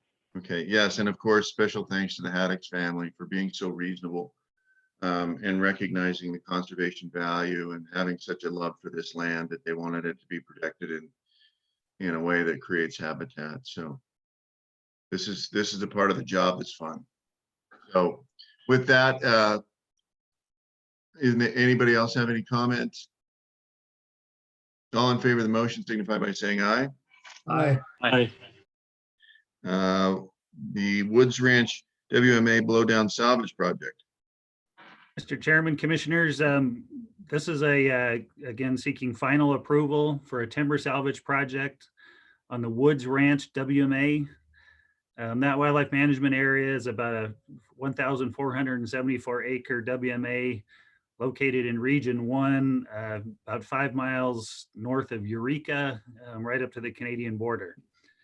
Back in November, we had a significant wind event that resulted in a large blowdown of trees on the WMA, a lot of them large merchantable sized trees. What we're doing with this project is proposing to conduct the timber salvage treatments on approximately 86 acres of that WMA to remove those downed trees. And we want to do it quickly while they still have commercial value, and in order to get those trees out of there before any beetles that might be infesting them complete their life cycle. So with your approval, we would look at mechanized tree removal beginning as early as July, and that would go through March of 2021. We would also look at monitoring the adjoining 445 acres of the treatment area over the next 5 years and remove, if possible, any infested trees as well as those ones that are blown down, again, to try and minimize impacts from bark beetles. The overall objective of the project, in addition to removing the merchantable timber, is reduce fuel loading, reduce susceptibility of adjacent stands to bark beetle infestation, and to help benefit deer and elk movement through the stand and hunter movement as well. As part of the project, broken top snags would be retained, which would help provide benefit to nesting species, cavity nesting species. So this project has also gone through our public process. FWP prepared an EA on the project. Notice of the EA was published in local newspapers. Media outlets were notified through an email notification, and availability of the EA was sent to all adjoining landowners through a postcard. We received a total of 9 comments. 8 of them were in support, and the last one was from SHPO that didn't express an opinion, and none were in opposed. So based on that, the value of the project and the benefit to wildlife and the WMA, we're asking that you give us final approval so we can get moving on this one. Thank you, Ken. Do I have a motion from the commission? Mr. Chairman, I move the commission approve the timber salvage on the Woods Ranch WMA as proposed. I would second, Mr. Chairman. Thank you, commissioners. Shauna, is there anybody raising their hand out there that you can see? No comments. Okay. Any comments or discussion from the commission? I'll go ahead and call for the vote. All in favor signify by saying aye. Aye. Aye. Aye. And Ken and the commission, I maybe we could move all these ag leases in one item. If you want to just give us an overview, they're all finals. And I think we could just get a motion that would say, move as proposed by the department for Blackleaf, Isaac Homestead, and Amelia. But let's get an overview, a quick overview first. Okay, first one up is a renewal of the grazing lease on the Blackleaf WMA. That's about an 11,000 acre WMA in Region 4, located right along the Rocky Mountain front, just west of Bynum in Teton County. With this particular grazing project, the WMA is managed into a 4-pasture system with grazing occurring in only one of the pastures each year, and the other 3 are rested. So no areas graze more than once every 4 years. And just in case I didn't mention it, so this would be a renewal for a 4-year period. So it would be through one full cycle. The primary purpose of the system is to maintain vigor, palatability, attractiveness, and structural diversity of vegetation for the benefit of wildlife, with the secondary benefit of helping maintain strong relations with local producers. This particular grazing system has been in place since 2002. It's had some pretty good monitoring as part of that, and that monitoring has demonstrated that the grazing is meeting the intended objectives. Grazing would occur between June 1 and August 31 each year on one of those 4 pastures, and would be a maximum of about 1,500 animal unit months, AUMs. EA was prepared on this lease renewal and distributed through our normal channels. We received 3 comments. 1 was in support, and the other 2 didn't express an opinion. As part of the project, the leasee will pay the private land grazing lease rate for the lease unless they agree to do all of the maintenance and on the fencing and structural infrastructure related to the lease, in which case it'd be half that. An additional benefit of this particular project is the leasee, the Pollock Ranch, will allow public hunting on their 7,000 acre private ranch, and that public hunting access will be incorporated into the lease. Under that agreement, the access will be by permission only on a first come, first served basis. This has been in place. This setup has been in place for multiple years and has worked really well and is supported by the region. So with that, we would look for your approval of renewing that lease. Any questions on that one? Okay. The next one is in Region 7. It's renewal of the Isaac Homestead Wildlife Management Area farming lease. Under this proposal, we are seeking final approval to continue the farming lease on the Isaac Homestead WMA for a 5-year term. Farming occurs on a portion of the WMA that's been farmed well before the WMA was purchased in 1969. So it's got a history of cultivation on it. When FWP purchased the WMA decades ago, we've just continued the cultivation on those already disturbed areas under a share crop agreement, and we're just they're proposing to continue that. Under the lease, farming would occur on 345 cultivated acres. Under the agreement, the farmer would be able to take up to 75% of the crop, leaves 25% of the crop standing, and any stubble as well through the next spring. The idea with these projects are to provide food and cover primarily for pheasants and white-tailed deer, and it's a good agreement, or good with relations with the local ag producers as well. Again, we did an EA for the project. It was distributed through the normal channels, and we received no comments on this particular one. So the recommendation is to proceed with another 5-year renewal. Any questions on that one? Mr. Chairman, Ken? Yeah. Notice that you don't report the lessee's name. Is there a particular reason you do not disclose that? None that I'm aware of. If that's something I could get for you if you're interested. Thank you. Uh-huh.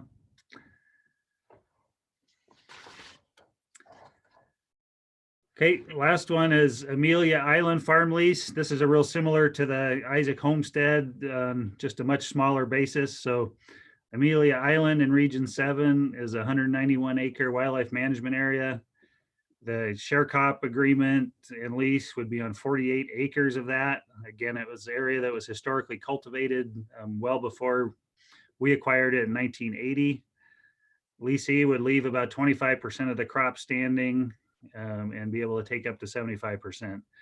The what gets planted and location of that planting is worked out each year with the FWP biologist. So we try and incorporate some diversity into the structure, so it's not just a big square that's left, but patches. Again, EA was prepared and distributed. We received one comment, and that comment opposed the continuation of this lease. They recommended the land be idled. There's a pretty extensive response to that in your packet that was prepared by the region, and basically based on the fact that it's been historically cultivated for decades. It provides a benefit that we're seeking to, again, pheasants and deer primarily, and then concerns about the potential costs or impacts of idling these acres. The recommendation was to proceed as proposed. So with that, Mr. Chairman, I'd be happy to answer any questions on any of these or look for your approval on any or all of them. Thank you, Mr. McDonald. Do I have a motion that would capture all three of these proposed leases? I'll take a stab at it, Mr. Chair. Mr. Chairman, I move the commission approve the Blackleaf WMA, the Isaac Homestead WMA, and the Amelia Island WMA leases as presented by FWP. Second that motion. A motion and second. Are there any specific questions for Ken? Mr. Chairman, I would have one, and I'm not sure if it's here or in the other CWD area, but during the season setting back in January, a couple questions were asked at meetings. With these plots where we're not harvesting 25% and leaving it for food areas for whitetail deer, mule deer, pheasants, is that a problem for the congregation of CWD infected animals?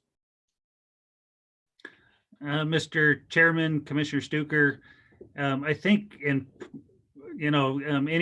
that congregates animals is going to be a potential problem. But again, the idea here is that it's not a one big contiguous block of 300 acres of food, but scattered out in the patches to try and provide some fragmentation and some just diversity in the landscape. And so hopefully we're not getting big congregations that lead to the transmission of CWD. It's more of just an alternative food source in amongst the landscape.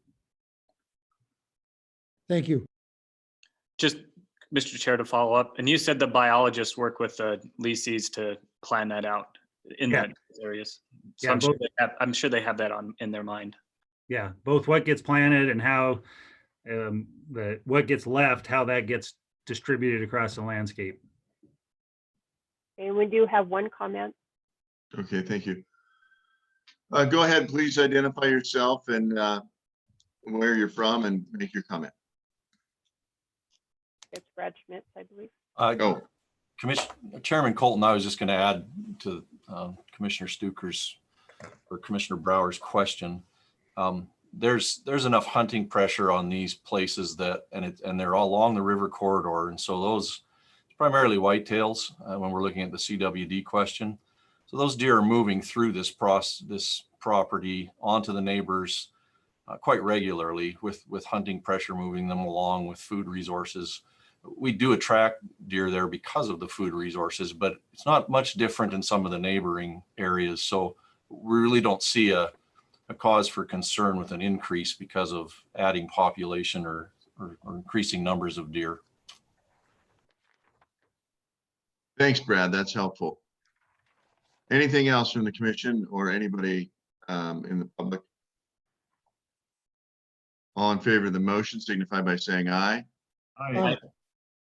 So we're at 10:30. Why don't we take a 15-minute break and we'll resume at 10:45 and we'll kick off with our elk plan process discussion and potential endorsement. So we'll resume at 10:45. Thank you.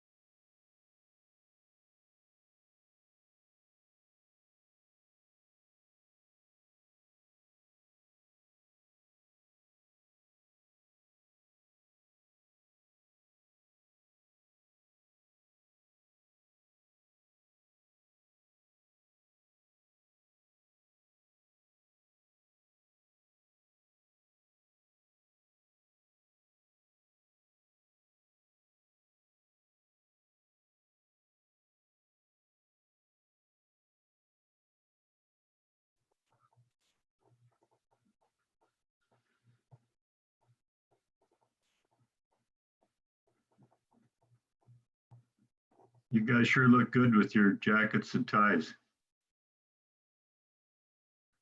I'm assuming you're talking about the Bobcat people.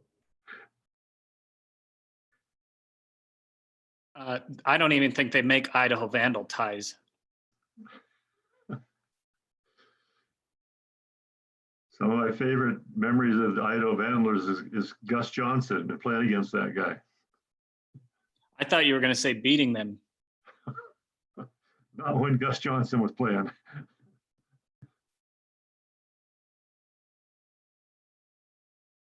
Although I do have to give a shout to the University of Montana, since that is my second school and my wife's school. See, I went to Bozeman, but both of my kids went to U of M. Your kids are smarter than you are. There's no doubt that that's the case. Well, I went to both, but I kept my allegiance to the primary, the premier institution. The hell with a law school. Yeah, who cares about that? Anybody can get through law school. Pat and I are perfect. But well, Martha's actually quite smart, but Pat and I are proof anybody can get through. All right, well, it's 10:45. I bet Quentin's lurking about somewhere. But this is Lindsay's show, isn't it? Yeah. Yes. Lindsay's up. Well, and if I may, Mr. Chair and Commissioners, I talked to Lindsay and I'd love to do a quick introduction for her, if I may. Certainly, that'd be great.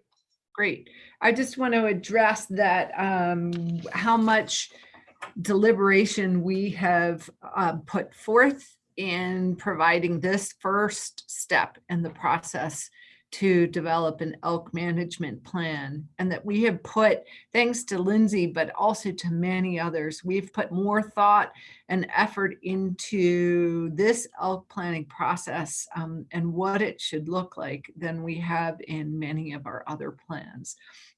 And that's just in recognition of our commitment to the importance of meeting the public expectation of inclusion, and in recognition of the complexity and frankly the need for this elk plan.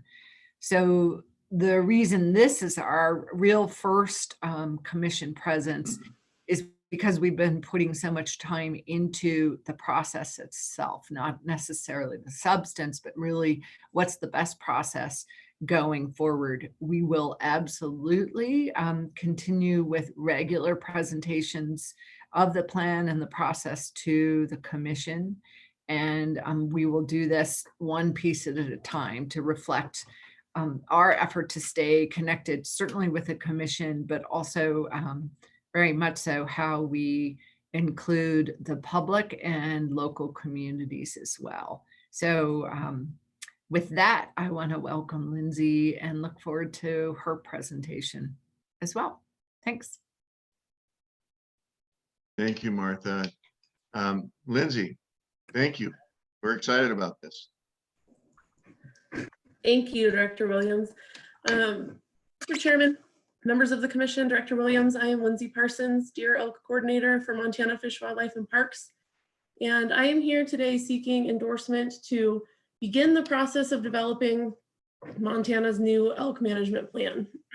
So as you know, the elk management plan that Montana currently operates under was adopted in 2005. And in the last 15 years, changes have occurred socially, economically, ecologically, and those changes have necessitated a new elk management plan that can function with the elk management realities that we are experiencing now and that we will continue to experience into the future.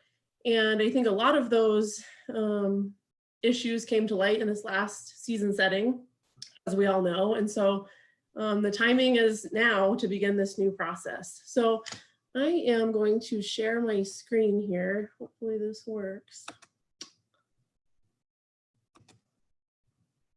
Okay, so I can't see you anymore, but tell me if you are seeing a PowerPoint.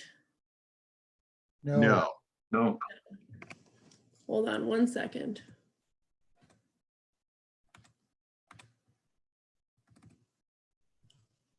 There we go. Okay, now you see it?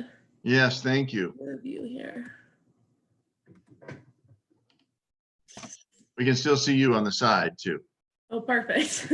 Okay, so mostly I'm going to talk today about the first step that we envision of this plan looking like.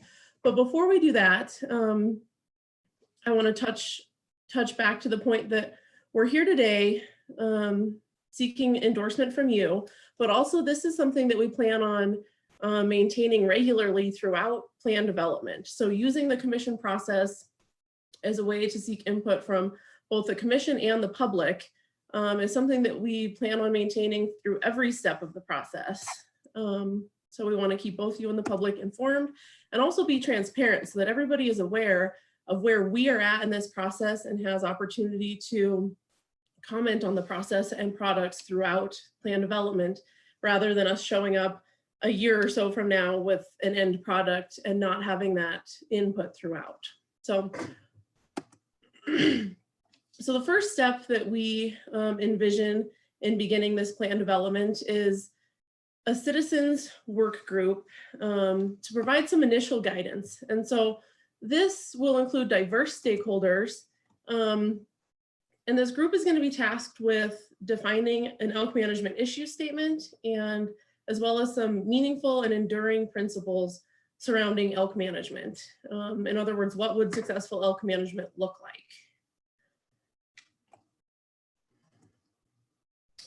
After these tasks have been met and completed, this group is going to disband. And so this is one of the things that I want to make very clear. This isn't a group that's going to continue throughout plan development. This group is going to accomplish their task and disband.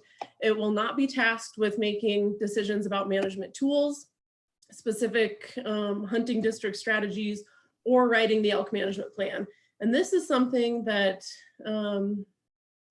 so far in my outreach efforts has been probably the hardest, most difficult point at getting across, is what this group is doing and what this group is not doing. And so this group will be providing some consensus around values regarding elk, but not getting into the details and specifics of writing the elk management plan.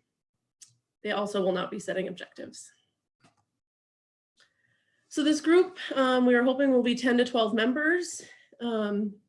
It will be an application process, and we're going to do our best outreach efforts to let people know that this is happening and that they are more than welcome to apply if they are interested in elk management. There will be a 30-day application period, and the selection of this group will be made by Director Williams with input from FWP staff. So this group will be facilitated by University of Montana personnel. We will include a day-to-day in the very beginning to get everybody up to speed with all the different elk management, not only just issues, but science that we have collected here in Montana. Likely this will take 2 multi-day meetings. And hopefully these meetings can occur this summer. Given our COVID situation, I don't know if we can stay on task or on track with that timeline, but that's when we're planning on having these meetings. And so once this group has met 2 times likely, and we have these products from the group, so their issue statement and their guiding principles, we plan on coming back to the commission and proposing these for adoption. And basically this this proposal will be, can we continue to build the plan around these pillars? So this will be another opportunity for both you and the public to comment before we move forward in the next step and get into some of those finer details. Of course, as part of that process, public comment will be taken. The director will approve it as part of the commission process. And so basically, this is an overview of not just this first step, but how we continue to our planned effort to continue to interact with the commission throughout. So also, just to let you know, future plan processes will involve our normal typical FWP outreach and involvement methods, such as public meetings, listening sessions, online surveys. So I don't want people to think that, you know, this elk group is going to decide everything. There are future steps that involve broad and extensive public scoping in the typical ways I think people expect to see from us. So let me go back here. Hold on a second.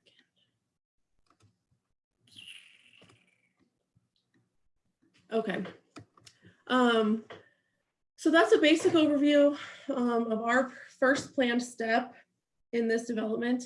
I will say we have had conversations about this process piece with some of the organized stakeholder groups, and mostly comments from that have been mostly questions, a few suggestions.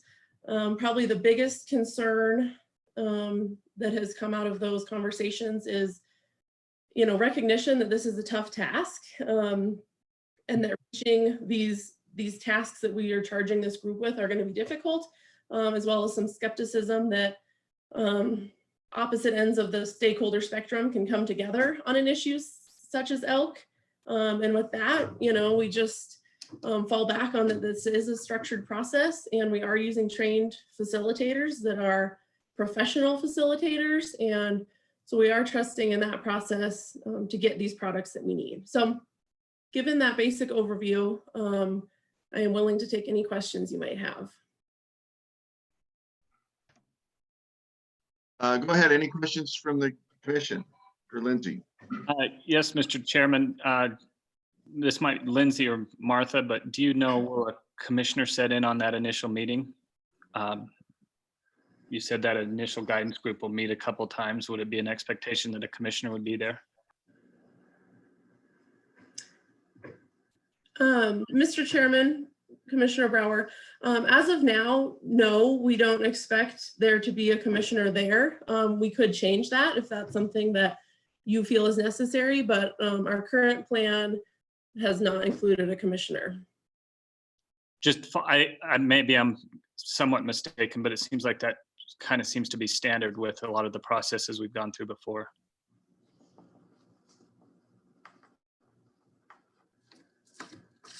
Mr. Chair, Commissioners, Lindsay, I'm not aware of any specific reasons not to have a commissioner there. Maybe you could address that, and it's certainly something that's within the commission's purview to request.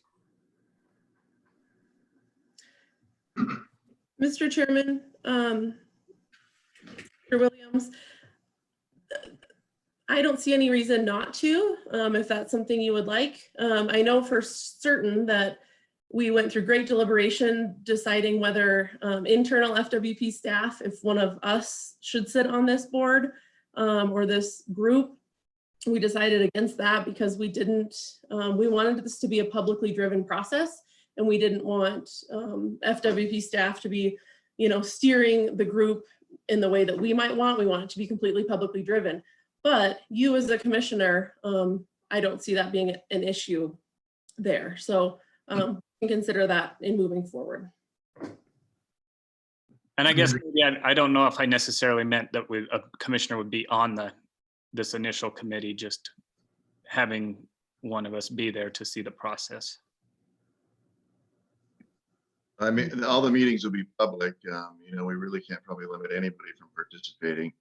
And maybe I missed this. Are we gonna require consensus of recommendations, or is this more try to get these stakeholders together, identify recommendations, and then that, you know, staff can utilize those as they develop the plan? Or has that been pinned down yet? Mr. Chairman, I think that a consensus where possible is what we are looking for. If not possible, then even just identifying that is a value that is held by one group or another will also be something that we'll keep in mind. But we are seeking a consensus as much as possible. Mr. Chairman, I want to know if following up on Logan's question, if the commissioners could be notified of when and where these meetings are, not necessarily to be on the committee, but have the ability to come listen in on the process.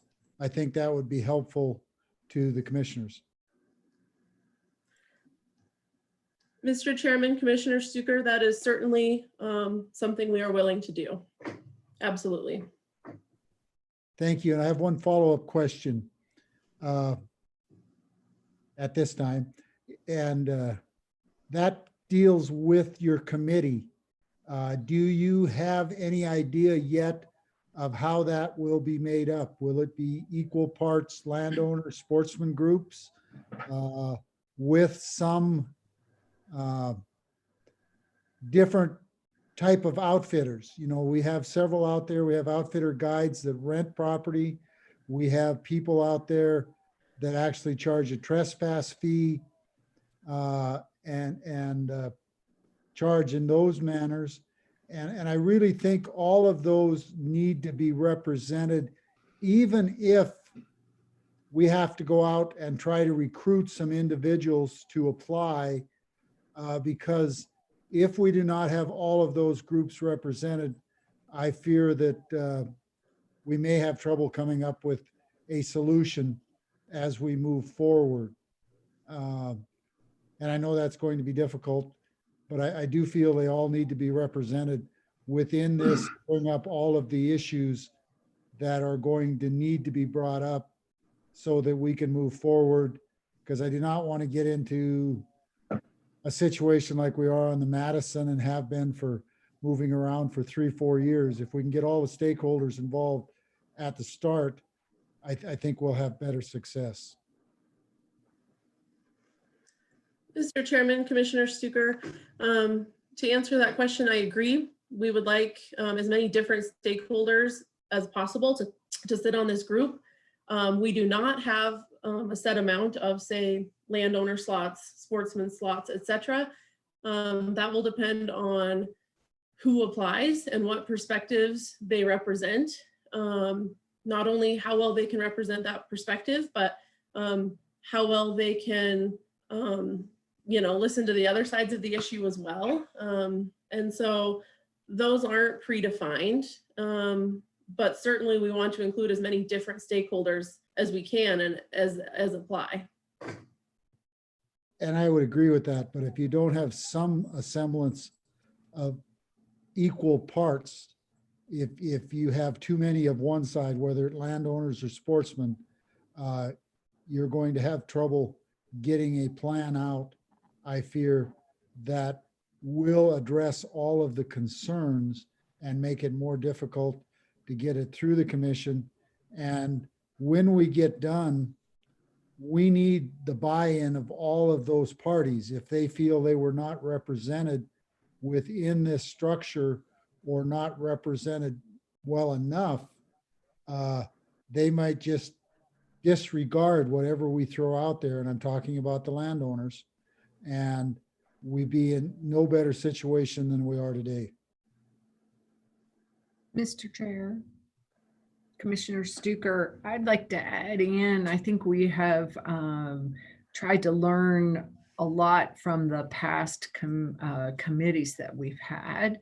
And we've looked at, had after action reviews to understand what makes some more successful than others. And I would suggest what we've learned from that is when citizens sit on those committees, that they represent a certain perspective, but they do not sit on those committees as representing specific organizations or certain constituencies, that they come into it with, say, a landowner or sportsman perspective, but that they check those specific representations at the door, and instead they sit on those committees really hashing through the issues and solutions with perspectives at hand. I think that's just something we have learned the hard way, or learned as we've grown to depend on these types of councils. And I hope I'm not misstating your thoughts going into this, Lindsay, but I certainly think we've learned that. Mr. Chairman, I'd like to follow up. I do agree with the director. The individuals that you pick for this committee have to be very open-minded and willing to listen, but they all have to understand the perspective of the different groups, and not come in with the attitude, it's my way or no way, because then you get nothing done. But in the same token, if you do not have those individuals from all of the different stakeholder groups, it's going to be tougher to get those specific groups to buy into the end product. And that's where my concern is.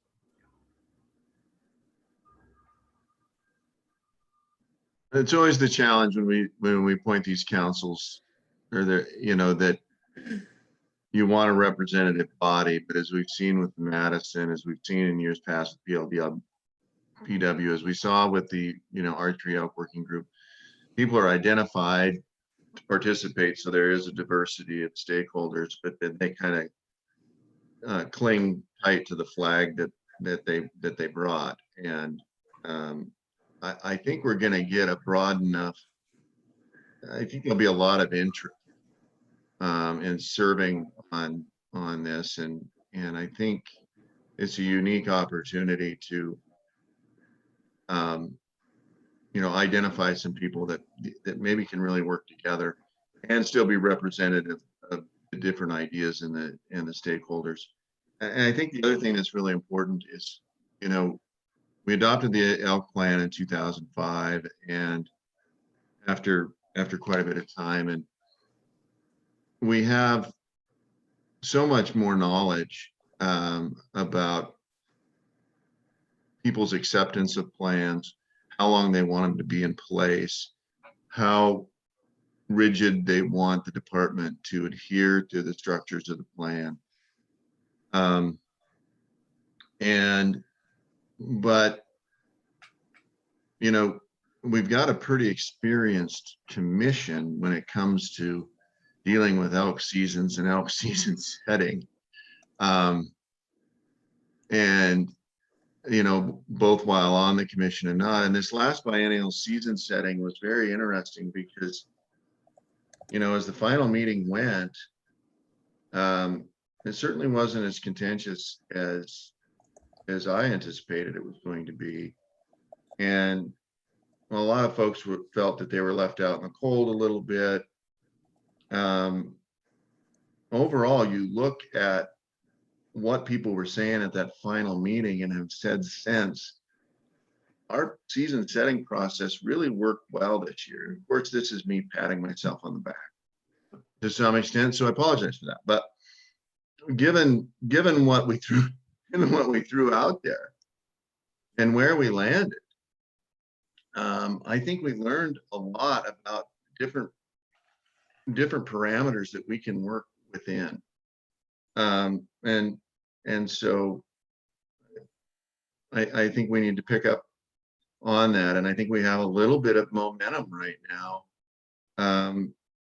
based on, what we did, and people are not screaming bloody murder that we did terrible things or that we left folks out. Maybe there's rumblings in quiet sectors that I'm not hearing about. And of course, we get the phone calls about one particular item that this one particular person wanted. But overall, there was some agreement as to what we were doing, at least an understanding that we were trying. And so I'm hopeful that this committee can continue with that. And I know that I'm going to continue to engage the best I can without interfering. I don't want to interfere, but remember, the final product has to be approved by a commission. And the best way to make sure we don't become meddlesome is to make sure we understand what's going on and are comfortable with the process. Mr. Chairman, just to follow up, I would agree with you on the season setting. It did go better than it has in the past. I think some of that is due to you in going out and meeting with the different landowners that you did and bringing information back and also relaying information to them on what the commission was doing. I think that was very beneficial in regards to some of the calls I received. And I hope that all of the commissioners continue to do that moving forward through this process. Well, everybody worked particularly hard as a commission on this last go, you know, reaching out to the public and reviewing the loads of comment and stuff. And so I think it's just really a great time, because we also saw with this last out plan, and it's interesting because, you know, I got on the commission in January of 2005, just when this dropped. And to see the different messaging and to see, you know, as we witnessed even in this last setting season, people picking out certain specifics of the out plan to advocate for their cause. And that's good. We want that. But I think in a new plan, you know, some of these things that we identify as clubs that we run to in moments of frustration, that maybe there's fewer of those. Recognizing that some of the biggest clubs that people run to are created by the legislature and not the commission or the department. I certainly think we're on the right track. And Lindsay, I'm just tickled that you're there in this position and that you're going to be the lead on this project.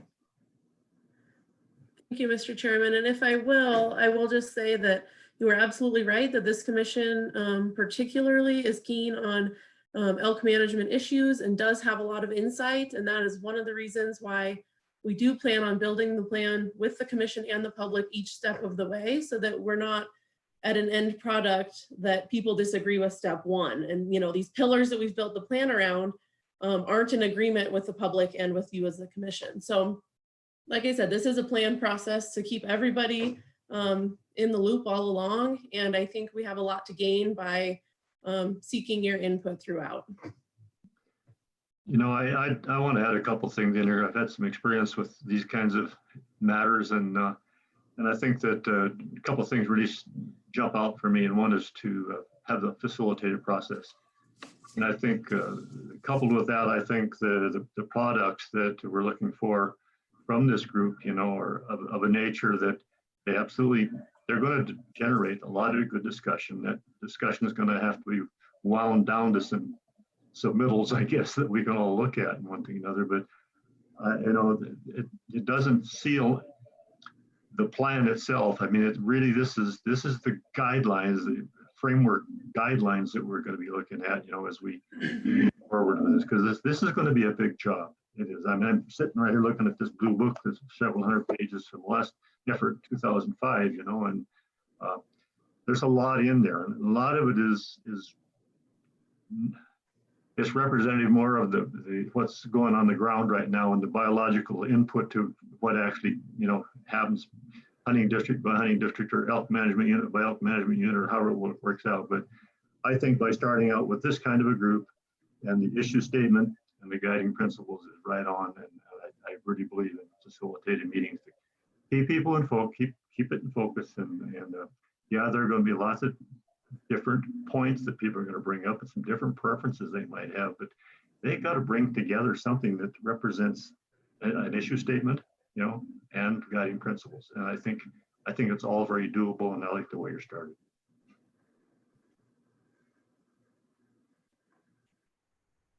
And just to let you know, we do have one comment waiting.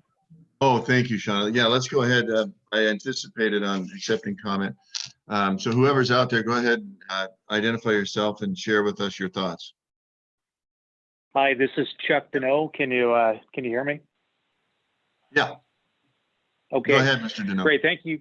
Yeah, thank you for the opportunity to comment. I've got 2 points that I'd like to make about the advisory council. One, I think the advisory council really needs to be independent from the department, meaning they should not be handpicked by the department. The objective of any citizens advisory council should be to give a critical look and critical input. And if that council is handpicked by the department, it's biased toward whatever outcomes the department wants. So I think you would be better served to not have the director pick this council, but to find an independent process to come up with the council members. Second, and that all said, I do think that an advisory council should be formed, but it should be primarily made up of people who have skin in the game. And it's easy to see the type of people who do have skin in the game. They're the ones who would pay a penalty if the policy that is enacted has a bad result. So a lot of people may have opinions about what should happen with elk management, but if they don't have skin in the game, their voice really shouldn't carry as much weight. And in this case for elk management, the people with skin in the game are landowners with elk. So this advisory committee really should be made up primarily of people who have elk on their property and who would be most impacted by the ultimate decisions of an elk management plan. So, you talk about the legitimacy of what is going to result from this advisory council. And to me, it's not a legitimate process, and it doesn't carry much value if the council is handpicked by the department, and if it's not made up primarily of people who have skin in the game. Thank you, Mr. Donnell. Do we have further comment out there from the public? So Other comments? Star 9 to raise the hand. yeah, I apologize. I need to remind everybody, star 9. If you're in the waiting room and you want to comment on this issue, please hit star 9 and then you can be called on. It looks like we have one more. Okay, please go ahead and identify yourself. Hi, this is Nick Jeebach with the Montana Wildlife Federation. Can you hear me? Yes, thank you, Nick. We can hear you. You're coming through just fine. Okay, great. I muted it on I turned down my volume on my computer so that I didn't get feedback. Yeah, I just, I do agree that people with skin in the game should have a seat on this, but I think obviously if we accept elk as a public wildlife resource, that all Montanans have skin in the game in this. And so, as you know, we have a long history of working with landowners to solve these difficult issues. And but I think this is a great idea. We think this is a great idea to form this council and lay out some broad parameters for what we'd like to see in our future elk plan. And I think some of the sporting groups laid that out in a letter to the department last year. But I agree with this commission that last year the season setting process did go well, given the very complicated issues around elk management. And so, as we all know, I hope this council has a broad representation of hunting organizations, conservation organizations, landowners, and some outfitter perspectives on there. So we're going to need that healthy diversity to get a good outcome from this. Thank you. Thank you, Mr. Jeebach. If there's any other comment out there, please hit star 9 to raise your hand, and you'll be unmuted so you can participate. Looks like we got one more. Okay, please state your name and where you're from and provide your thoughts, please. Sure. My name is Mark Cook. I'm with Wolfster Rockies. I just echo Mr. Jeebach's comments that everybody has skin in the games. Yes, I understand ranchers and landowners have a big part of this. But like I said, with Mr. Jeebach's comments, he hit the nail on the head. Thank you. Thank you, Mr. Cook. Again, further comment, hit star 9 and we'll call on you.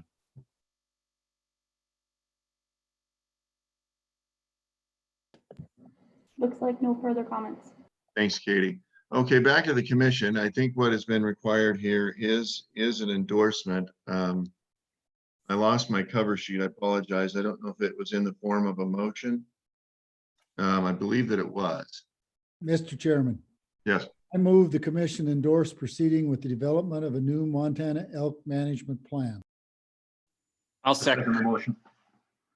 Thank you, Commissioner Stuker and Commissioner Aldrich for the motion and the second. Any further discussion from the commission? I would agree with the last two commenters. I think all Montanans have skin in the game when we're talking about our wildlife. And so I think, as they stated, everyone needs to be represented, but we also have to make sure that the landowners are well represented also with the right type, as Martha and I discussed. Yeah, Rich, I agree with you a whole bunch, and that is that the public trust responsibilities of the state, including commissioners and the members of this council or committee that will be put together, is going to be very much a part of their guideline, you know, to make sure that we're dealing with public trust responsibilities of the state. So that focus will have to be there, I think, in order to be a legitimate process or product in the end. So, Mr. Chairman, if I may, I would like to ask the question, being you are the senior member with the experience and also visiting about the elk management plan. I had heard that as it is the commission's prerogative to make changes when the plan was brought back in 09 or something in there to the commission, they made some changes to the plans or directed the department not to follow it, I've heard. Is that correct, or can you enlighten me any in regards to what happened back then? No, my memory doesn't serve very well on that, Commissioner Stuker. You know, I don't think we were ever asked formally to reject elements of the plan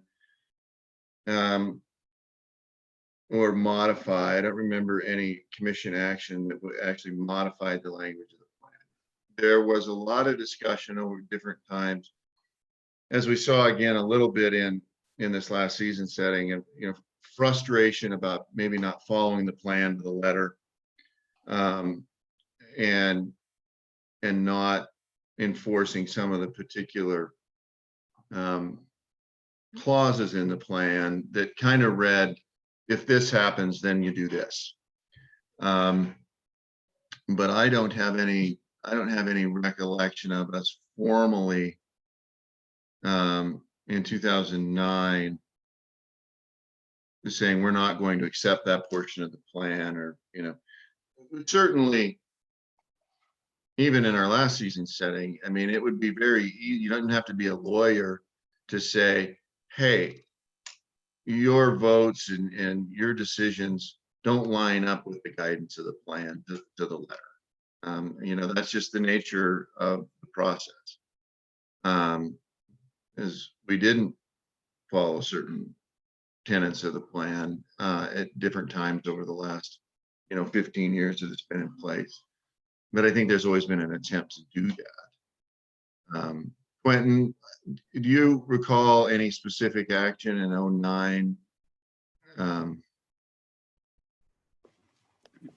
Mr. Chairman and Commissioner Stuker, as I hear the question in your answer, I think you've said it well. Not much to add, except perhaps to back up a step and characterize, the elk plan, the current elk plan. It's and in fact there's literal text early in the plan that recognizes its guidance. It's a product built out of public process that paints here's how we intend to go. And the commission, it literally states that it's not a cookbook. It's not a required application of this or that piece. If it were that, then after the commission adoption, we wouldn't need to come back to the commission for elk season setting discussions. By characterizing, by everybody seeing it that way, it being adopted in that context, it allows it to guide where, the commission, the decision body that is the commission, sees its guidance fitting. And at the same time, it leaves room for, to recognize the dynamic circumstances on the landscape, so that the commission and the department and the public doesn't get in the place where circumstances have changed such that the plan no longer is fitting. So that's what I would add, Mr. Chairman, is that remember the context here is guidance, a deliberate, considerable effort to work with the public and the commission to say, here's how we intend to go, at the same time leaving eyes and ears open to the dynamic things that come in a big geography that is Montana. Thank you both, and I hope that in the plan that we work forward with, that we do have the flexibility to make some of those changes, because that's really, and I may be gone by the time this comes back, but the only way I'd vote for as long as there's flexibility in there. One thing that kind of overlapped, and correct me if I'm wrong on this, Quentin, but at the same time that this plan got rolled out, it was the early years, or maybe the earliest of year, that we had the adaptive harvest model in place for our ungulates, and that got interlaced with the plan, and then we had kind of some populations doing some interesting things, and so sticking to the rigidity of the adaptive harvest that was kind of created simultaneously. I think there was some confusion between that and the plan. Am I misunderstanding that, Quentin, or? Mr. Chairman, members of the commission, Director Williams, I think your memory serves you well, Mr. Chairman. There was a overlap in time. An adaptive harvest management applied to deer. And, one definition of that is there are these three kinds of regulations: a restrictive regulation when population is down, you want it to rebound up; a standard regulation when it's where you want it; and then a liberal regulation when it's above objective and you want it to reduce. And so that we have experience and current plans that are very prescriptive. And that does set up for, that does set up the expectation for some that it is the commission's decisions, the department's recommendations are very tightly in line with those prescriptions. At the same time, while that's the format, again, the plan itself recognized that that's not the way to look at it. Again, if it were meant to be applied that way, we wouldn't need to come to the commission. So that there was overlap in time, and there was, no doubt confusion and different advocacies and different expectations. Given that overlap, and that's good history for us to think about. Those are good lessons for us to, to apply, and even in today's conversation, thinking about what articulating what those lessons might be, making sure that in these first early steps we don't confine ourselves to a picture, an expectation of the elk plan that is only rooted in the current elk plan. We are trying to keep the thought process wide open. Perhaps the next elk plan, as it goes through public process under the guidance of the commission and the director, will look a lot like the current one. It will be prescriptive. That's where the objectives will be held. Perhaps it won't look that way. We're trying to keep our minds and the questions as wide as possible. Again, living and learning from lessons. There are some things that need to be there. There's a statutory reference and expectation there from responsibilities assigned as it relates to population objectives. So those are things obviously we got to keep in the mix, but we don't necessarily have to produce an elk plan that looks like the current elk plan in the context of prescription, in the context of the scale that it speaks to. All of those things are yet wide open. And in that context, again, as we think about history and the lessons they provide, one of the challenges that Lindsley will be lead on in addressing is just making sure that we don't unduly confine our thought process, our development process, by what we have always done. Thank you. I appreciate that, Quentin. It's helpful for all of us, and well said. Any further discussion or comment from the commission? Yes, Mr. Chairman. Yeah. I think it's already been mentioned, but just as this moves forward, I know it's very early in the process, I believe, as Chairman Colton said, but just kind of to piggyback off of the last season's season setting, especially in those things regarding elk. It just seems like the reason we didn't get a whole lot of throwback on that is not one group or one entity got everything they wanted, but we all got a little bit of something. And I think just keeping that in perspective as we move forward, I know that's how the process should work. And I just wish it well going forward, and that's kind of the overlying perspective. Thank you, Commissioner Brower. Any further discussion? I think, what you just said there, it says that the decision space needs to be reserved for the right places in any plan. And I think it has been left available in the plan with the 2005. And I don't think that, first of all, the issue statement and the guiding principles are going to fool with that at all. That gets down the road a little bit further. But we have enough, God knows, after the last 3 months here, we've enough changes going on, that we need to make sure that those things that we put in place don't tie our hands, so we can't make the decisions that truly need to be made. And that takes good judgment, and a lot of times it's a specific set of circumstances that allows that. So I don't see us tying our hands, in any elk plan that we have to the point that we don't have the discretion that we need to do the right things for the people of Montana and their wildlife.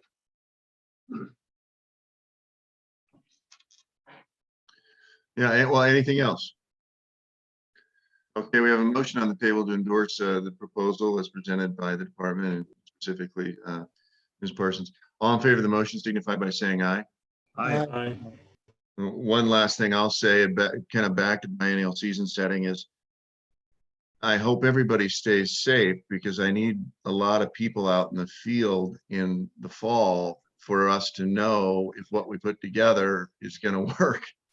So everybody stay healthy, so that in the fall we can have folks out and about and into our winter, so we know if the system we have works. If we don't have participants because everybody's sick, it's gonna mess things up for a variety of reasons. So if there's no other reason for you to want to stay healthy, do it so you can participate in following the guidelines that we set in biennial season setting.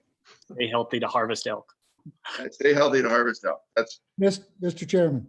Yes. In elk management, and you brought up the season setting, I'm going to bring up another issue that I think we need to address sooner than later, and that's the 920s based on the 2012 motion, and also based on some of the spring surveys that were done within that area.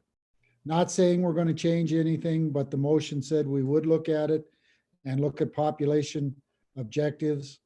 And as the information that you and I got, I don't know if the rest of the commission got it, on 540 and 500 and some of those, what the numbers are, I think we do need to take a look at it. Well, I think we need to take a look at it, but I'm not comfortable with the idea that mentioned in a minutes back in 2012 is a requirement dictating that we take a look at it. I think that is one comment and one item that was transcribed among many, and I think we've had a fair presentation of what that specifically meant. I know there are some folks that are not particularly happy with 920 and maybe how it flops into some of the 400s. But I felt pretty comfortable with the comment and the participation that the large majority of Montana and all stakeholders were fairly comfortable with how we had that set. With that said, I think we can always, have these things on the horizon. I'll be interested to see how our seasons go and what we have for harvest in both the archery and the rifle season and participation. Mr. Chairman, I would respectfully disagree on the issue of the minutes. That's why they are there and why it's so important that the body that's approving them actually reads them and corrects them, and that were approved with what was said there. We had to go back to the voice to find out if they were approved, because in the written part, it did not translate. But in the voice part, Shauna did go back and say we approved those, and it was pretty specific that we would look at them yearly. And now you can argue whether the objective levels and different things are different, but in those minutes, it does say we would look at them in May each year and look. And I believe, just as the argument was made for shoulder seasons, that the commission said we would look at them, which we have. I think this is something we need to look at and move forward. But like I say, I'm just throwing it out because I feel that is something that was said and we need to look at. Thank you. Well, I'm certainly happy to look at 540. Well, I think we can look at all of them because the numbers are rising, and there are things that are probably outside of our control in regards to the harboring and things like that. But I do think we need to have it on the agenda and look at it and have a discussion.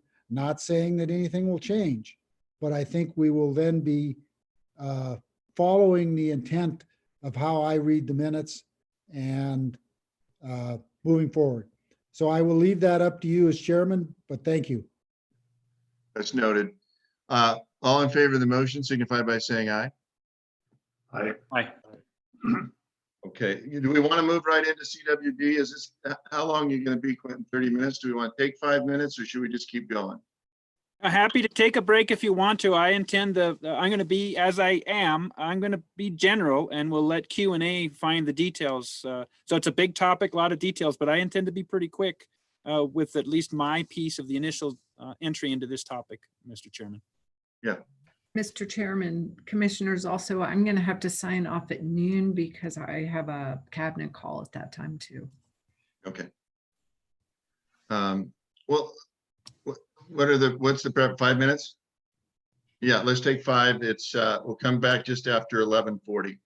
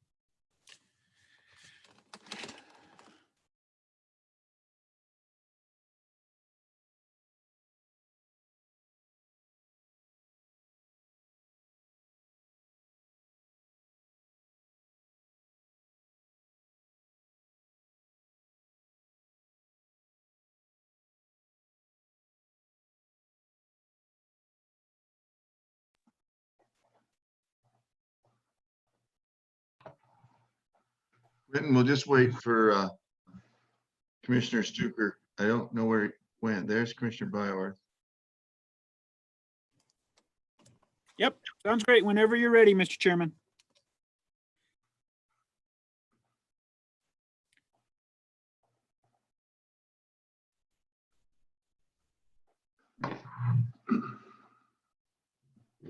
Did we lose Rich? I don't see him on my screen. Shauna? Are you throwing people out of the meeting? No, not throwing anybody out. Let's see. I don't see him.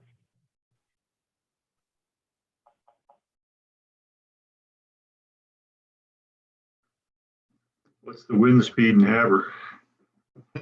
Maybe.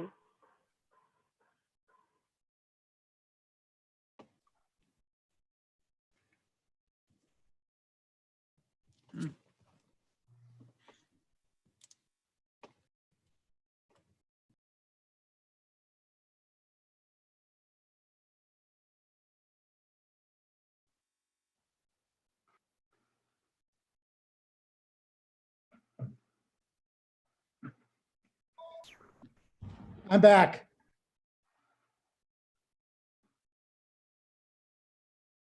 Okay, thanks, Rich. I don't know. I was just calling you, so you can ignore that. Can you hear us, Rich? Yes, I can. For some reason, I got kicked over to the attendees and off the panelists. And I think it was probably my fault, but. Wasn't me. I don't have that kind of control, so I wasn't throwing you out. I thought maybe after my last question, you got me out of there. You know, trust me, if I would have had the eject button, I would have thought about it. But I don't have it. That's Shauna. I think there's a reason they didn't give it to me. Okay, Quentin, thank you. I look forward to this presentation. Thank you, Mr. Chairman, members of the commission, and Director Williams. Again, I've said earlier that I'll be quick and I'll be coarse scale in my introduction, and I want to be very clear. That's in no way meant to minimize this topic or minimize the efforts of the many. And Mr. Chairman, we all know in this conversation that a lot of times, nearly all the time,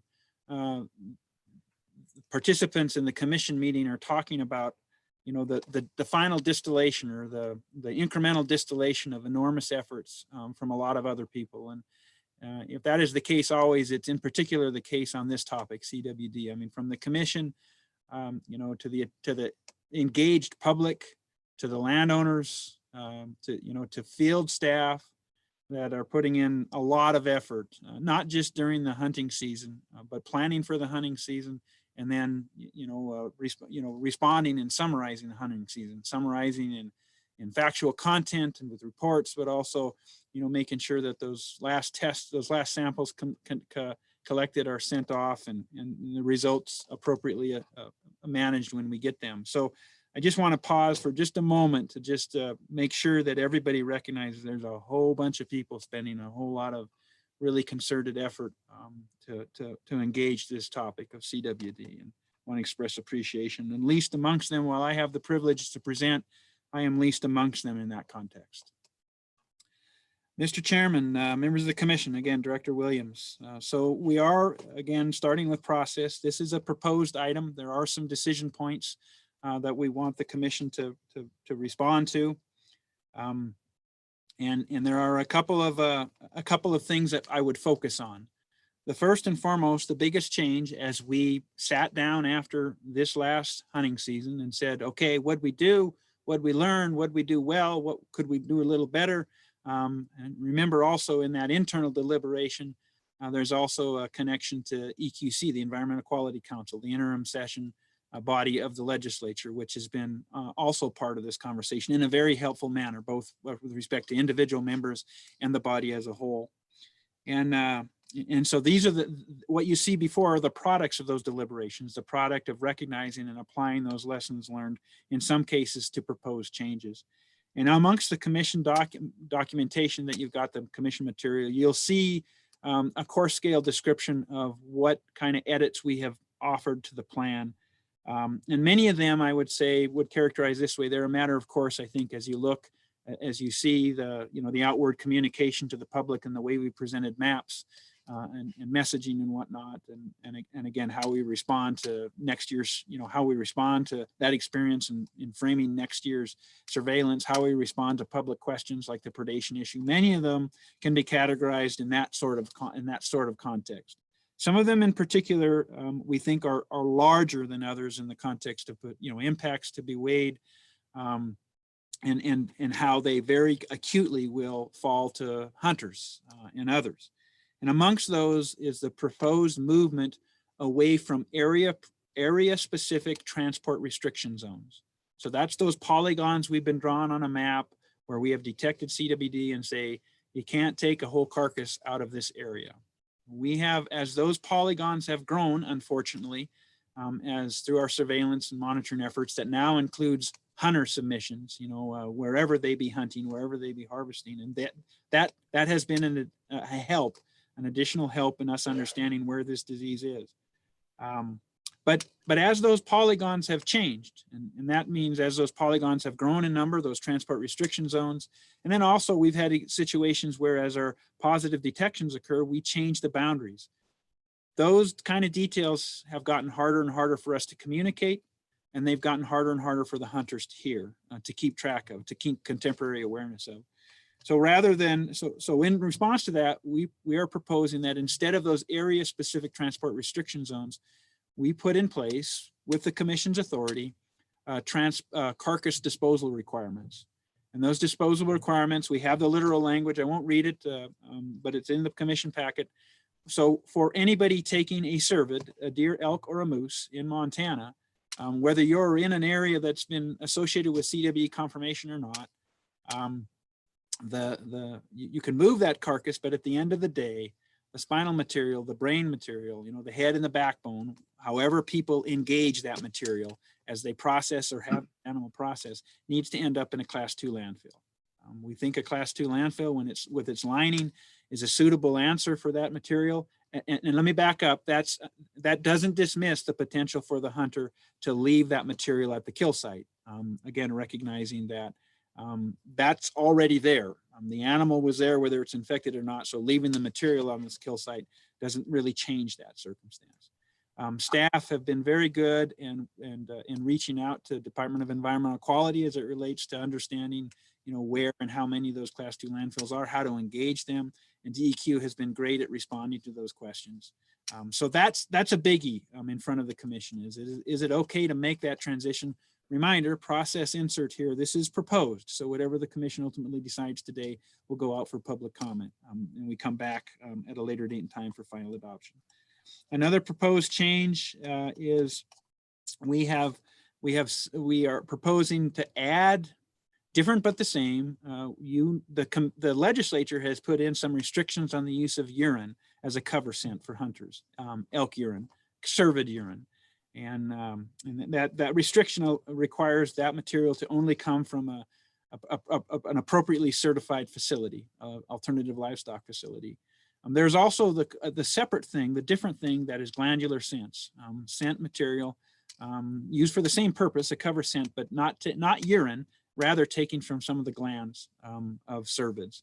And recognizing the potential for those gland materials to potentially have more prions than urine, we are putting in front of the commission a proposal to prohibit glandular scents. The proposal, recognizes recognizes the status quo for urine, but are looking to propose prohibiting glandular scents, cervid-derived glandular scents as cover scents for hunters. Another piece that we want to put that we think worthy of pointing out in the commission material is that the plan speaks to considering and is prompting the adjustments to the plan, prompt the department to propose removal of buck management restrictions. So those areas across the state that have buck management as part of them, building older age classes, trophy bucks, for example. We know those are high value areas. Let me be very clear. The plan does not take those regulations away. The plan only recognizes that for mule deer, older buck mule deer have this disease greater than other age classes and gender classes. And so as we build those older age classes, just eyes wide open, we may potentially be flirting with a greater CWD risk when we do that. So again, the plan doesn't take away those regulations. It only prompts the agency to look at those regulations and propose them for change to the commission and whatever its public process would conclude. But there's a lot of values there. And so we wanted to make sure that that piece was identified. There's also some material in the commission's docket that speaks to a great question. We've heard a really good question. And that is, well, with respect to donated game, how does this CWD and its testing apply to those? And that carcass, that donated game happens a million different ways. Everything from a warden responding to a violation and a citation that results in that carcass being confiscated, and that warden dropping that carcass off, with ultimately that carcass going to a food bank somewhere, to a hunter through the Hunters Against Hunger program. From the beginning, from the moment they step out the door, they're looking to harvest a game animal with the purpose of donating it. We've had the question again, gosh, what is in place to prevent donated game that hasn't been tested, and worse yet, perhaps has been infected, from getting into that chain? And so we've worked, again, I want to compliment Fish Wildlife Park staff for making these connections. And then I want to compliment Department of Health and Human Services and the Food Bank Network. They've been fantastic partners in working with us and building an answer to that. And we've got a process description, a modified process description in the packet that talks to the roles and the adjusted efforts that all those parties will make to require that a test be made, that samples be collected for any donated game, and then that if there's any negative, they need a negative sample for them to move forward and process to the point of distribution. And there's not necessarily a specific commission action item in there, but we did want that to be aware. We did want that conversation to be aware, given the good questions we've heard And again, I want to give a shout out to not just department staff, but all of the partners, DPHHS, DEQ, Food Bank Network, EQC, Livestock has been helpful as well. So I don't know if there's any other high points. I am watching the clock, Mr. Chairman, and certainly happy to address any questions that take it to a finer scale detail. But with that, would close with the reminder that this is proposed, so warrants public comment from the podium today, and then we'll come back with the final and whatever public comment comes in. Thank you, Mr. Chairman.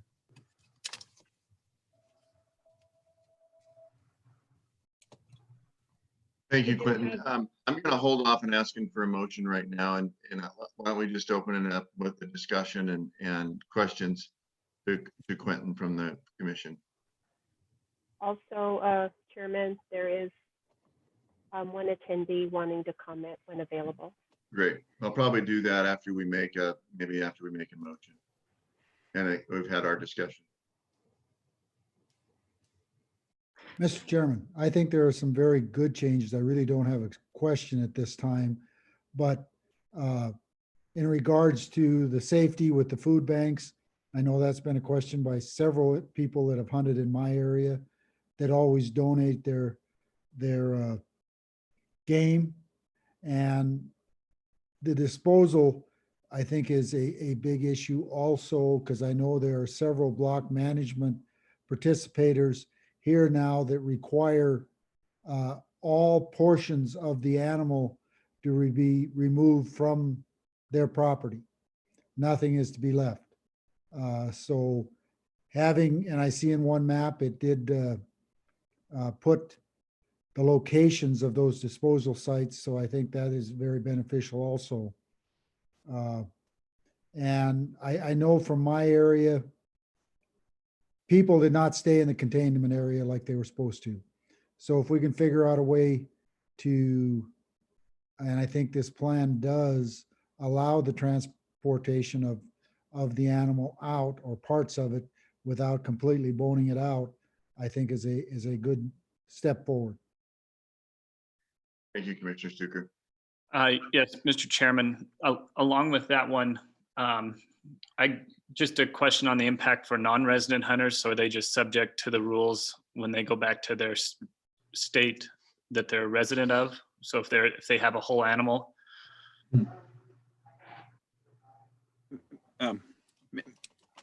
Mr. Chairman, I'm hearing that question coming to me, and it's a great question. So the transport restriction that, the carcass disposal requirement that we are proposing you today in no way changes the requirements for non-residents as they travel to other states and respect those other states' restrictions on CWD transportation. Just as we have them, we've identified states where CWD is, and so you can't bring certain parts in. They going back to their home state, if that home state has said, gosh, Montana's got CWD, so you can't bring those parts in, those pieces would remain as they are, Commissioner Brower, if I've answered your question, sir. Yeah, thank you, Quentin. Just a couple things, and maybe it was addressed in the materials and I didn't see it, but I had reports and concerns of, some of these carcasses were being piled at, at the different meat processing shops, and that at times they were being accessed by trappers and such, and then taken back into the field. Whether those had come from a CWD area or not, you just kind of got the stack in the back. And I talked to some landowners over in central Montana that were particularly concerned about that what's being utilized on the landscape. So I would assume then that process, or that, those are all going to have to be disposed in these landfills, and there's not going to be any of this grabbing these carcasses and dragging them back out into the field or meat or whatever it may be back out into the field for that purpose. Mr. Chairman, thank you for that detail. Yes, that has been part of our conversation, and in the discussion, the internal discussion about what this proposal, this carcass disposal requirement would look like. the conversation actually started with everything that's left after processing goes to the Class 2 landfill. And we've backed off from that, Mr. Chairman, recognizing that there's a lot of use by one definition or another of those other parts that have a lower incidence of prion presence, a leg bone, for example. And so undoubtedly, we hear the same thing that you have referenced, Mr. Chairman, that folks are using, trappers are using those for bait. If this transport restriction, if this carcass disposal requirement were to fall in place, we see that as not prohibiting them from grabbing a leg bone, but as far as the brain and spinal material, that couldn't go back out on the landscape. So yeah, I'll leave it at that. You know, I would also say, because I want to quickly chime in, this reminds me of a specific conversation point. When I say internal deliberation, we also reconvened, not just the staff action committee on CWD, but also the citizen advisory group, the citizen advisory panel that we have pulled together for this topic. I just wanted to make sure that we both recognize their continued participation and their continued good input, Mr. Chairman. No, I appreciate that. And that's important. And I'm glad that you did re-engage those folks and that they were all willing to step up again. They've been amazing. Which brings me to a point. Well, why don't we go ahead and get a motion? Can I get a motion from the commission on accepting the proposed changes to the plan? Mr. Chairman, I move the commission adopt for public comment the revised Montana Chronic Waste and Disease Management Plan and the prohibition on cervid-derived glandular scents as presented by the department. I would second that motion, Mr. Chairman. Thank you both. And this is to Quentin or Ken. Do you know, has Wyoming put together a CWD plan yet and voted it through with the commission? As of January, I don't think they had finalized their plan. I just didn't know if you had an update on that. Mr. Chairman, I'll go first and certainly make room for Ken to modify this. If there is a final product, I have not seen it. I would go a step further and say this conversation makes another connection to Wyoming because the carcass disposal requirement that we are putting in front of the commission today very much mirrors Wyoming's language to do same. And this is Ken. I haven't heard anything different than what Quentin said. Well, and this is a discussion maybe for another time, but I put it out there for the commission in the context of CWD. I mean, we're doing a lot here in Montana to try and limit this spread and this threat. And you know, I think we were the first uninfected state to have a formal plan in place. Certainly, you know,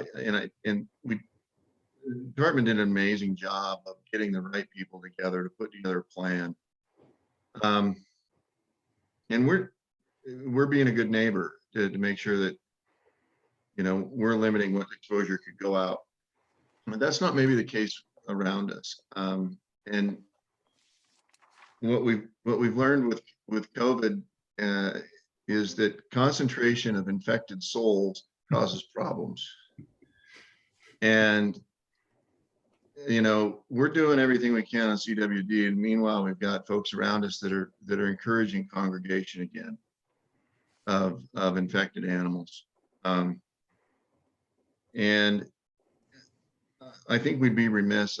You know, who knows what this commission, the makeup of this commission is going to look like in, you know, come January something of 2021. But I think we're all of kind of one mind on, you know, the congregation of ungulates, the artificial congregation of all ungulates, and how that can create disease vectors.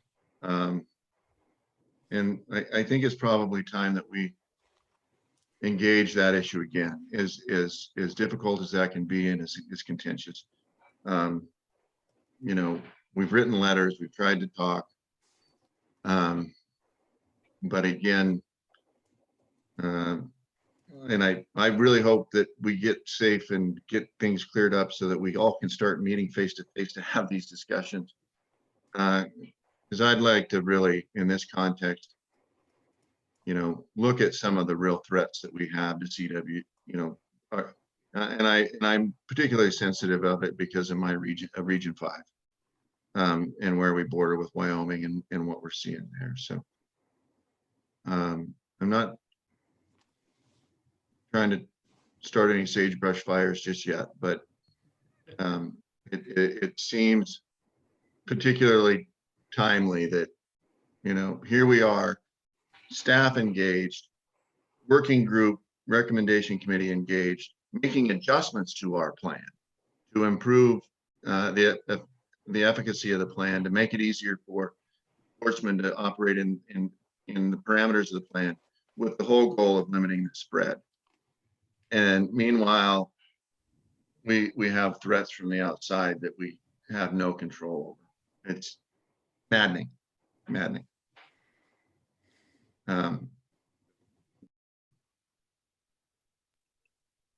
Mr. Chairman, you can add to that on the northern border also, which makes it more difficult because it's a different country.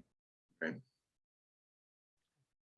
Okay, any more comment from the commission on, we now have a motion to adopt the proposal. Any discussion before I ask for comment?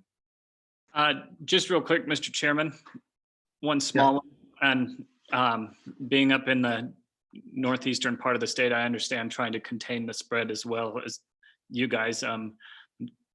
I also just question if we tend to maybe go down a path of overcomplicating things, and I think it'll be interesting to see how the public comment comes in on the sense, because I don't know how some of that's enforced, and maybe somebody from enforcement, like I must stink enough anyways, I don't use those scents, but what's the difference between a urine test and a glandular scent, and if an officer is going to know how to enforce that, etc. So just curiosity. I mean, do we make more of a enforcement problem or a headache trying to ease the spread when bigger measures that we're already taking, I think, are helping that? Well, I'll be interested to see the comment on that too. And I think, Quentin, it'd be important to enlighten the commission, because as I kind of sit here and ruminate on it, I mean, I understand the prohibition on the glandular scent because of the increased likelihood of a higher concentration of prions, and you know, with the urine, it's supposed to come from tested and certified facilities, and the chances of spread seem not as marked. But Logan brings up a good point. I mean, what's enforcement going to look like? Yeah, I hear all of that, Commissioner Brower and Mr. Chairman, and you know, in response at this point in time, I would say we also are very interested in public comment on this particular detail, and that interest is fueled by, you know, we're not. I mean, the first thing we had to do is, for some of us in the conversation, is familiarize ourselves with just exactly what is going into glandular scents. You know, what is the use distinction between a glandular scent and urine? And I have no doubt that as staff, we still have more of those kind of questions and answers. So we're very, very interested from public comment. You know, when the legislature talked about urine, and then when some of that decision space came to the commission, one of the things that came to, I think, all of us was an increased awareness of just what the use was for urine. So that's one of the first questions we'll have is in public comment. Do we suddenly see a whole lot of use of glandular scents? And from that, what do we do with that? Great questions. Yes. And it's not to say that I'm not highly in or understand the importance of lessening the spread. I just wonder if we're going to have wardens out on the landscape having to read labels to make sure they understand what the individual is using. Yeah, it's a great point, and you're right. I mean, that's not an unreasonable way to picture that sort of compliance check. And there's going to be a whole lot of situations where, you know, that's not possible. I think it's easy for us to envision a whole lot of circumstances where maybe there's a bottle at home, but the bottle's not in the truck and the bottle's not on the person. So a great question. Yeah, really is. Well, and, you know, controlling the retailers in terms of what they're putting on the shelves. You know, it would be hard to pinch a guy who suddenly is carrying around something that's been prohibited. He bought it off the shelf at Shields, because it's on the shelf at Shields in North Dakota or wherever else. So, you know, is there going to be a concentrated effort to make sure that if we do prohibit glandular scents, you know, that they're maybe not showing up at retailers? You know, I think the certification on the urine scents is manageable. You know, it has a specific, from what I remember, there's specific designations, and, you know, it's kind of certified as being from a facility that is tested, you know, CWD negative. So, and again, they're different. As the department clearly has learned and educated us, they're different creatures, you know, with more concentrations of prions in these glandular scents than in the urines. Okay, anything else before I take some comment? Thank you. Okay, again, raise your hand by hitting *9 and announce yourself, please, your name and where you live, and if you're affiliated with any organizations. Thank you.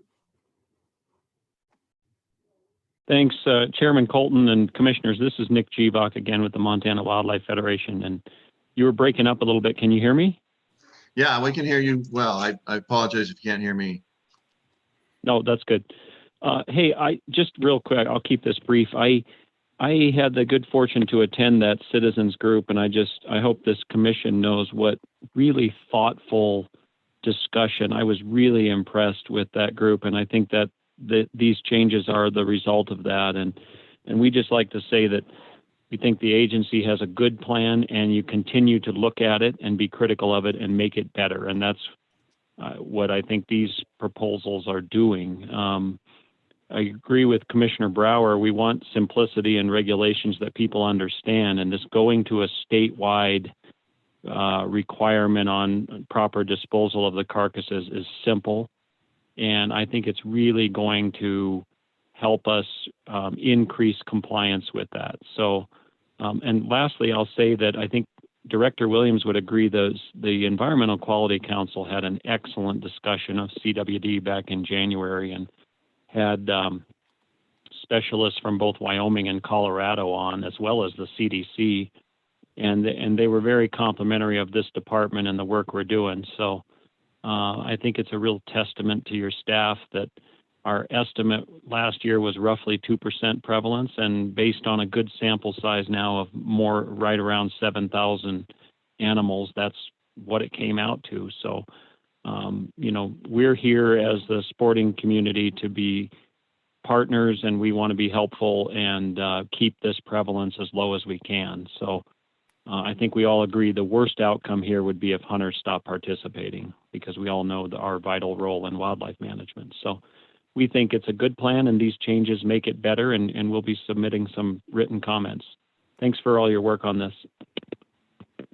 Thank you, Mr. Jeebach. Any further comment? Yes, Mark Cook. Sure. Chairman and Commissioners, thank you for the opportunity to speak. Nick brings up a good point. At the EQC meeting, there was an argument made from these specialists that predators do have a role to play here. And what concerns me is there's a history within the Wildlife Division senior management that they resist all the science-based information that wolves and other predators can be beneficial and slow down and contain CWD. I read the draft, and on pages 5 and 6, they touch on this. And what bothers me is the department has a habit of playing two ends against the middle. They'll say, you know, we can't do something for predators because research doesn't support it. And then on the other hand, when research does support predators, like it does in this case, they'll say, as they did in this draft, well, we can't do things for predators such as wolves because the social tolerance isn't there for these animals.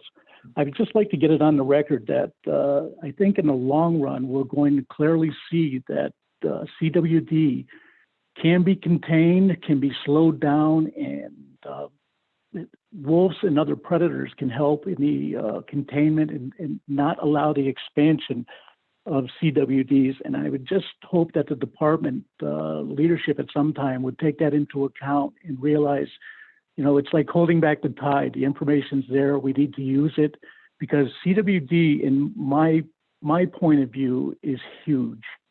I think it can have a great impact on the amount of people and the amount of money coming to this state. And if we get it wrong, a lot of people are going to pay. So I thank you, gentlemen, for everything you're doing. I thank the department for what they're doing, and thanks for the opportunity to speak. Thank you, Mark. Appreciate your comments. Shauna, any further folks in the public want to comment? No further comment, Chairman. All right, I'll bring it back to the commission. Any discussion from the commission? Okay, I'll go ahead and call for the vote. All in favor of the motion signify by saying aye. Aye.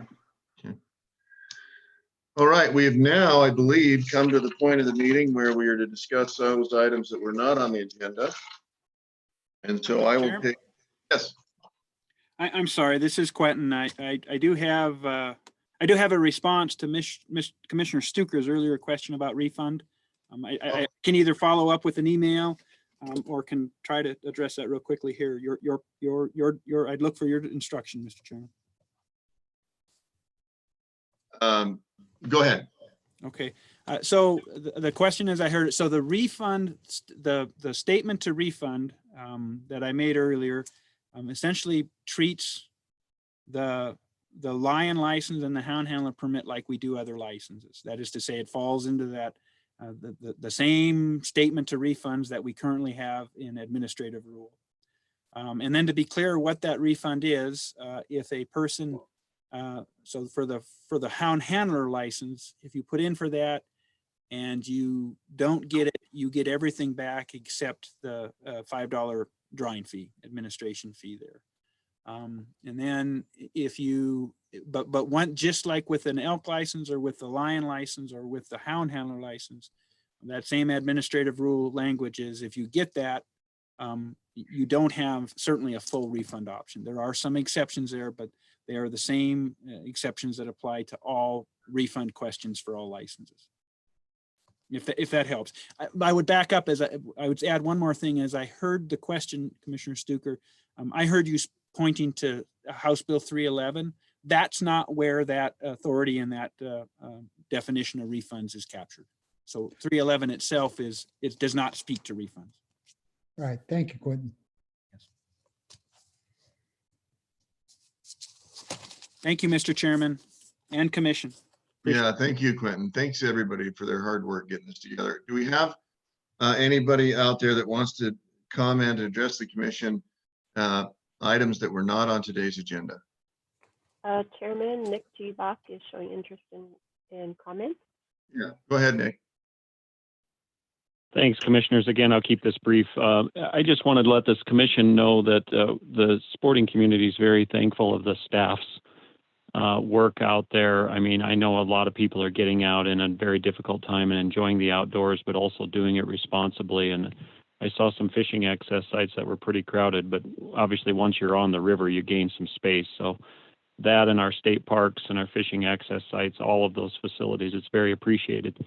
And secondly, I just had one general comment. I didn't want to make this earlier because it wasn't specific to the regulations, but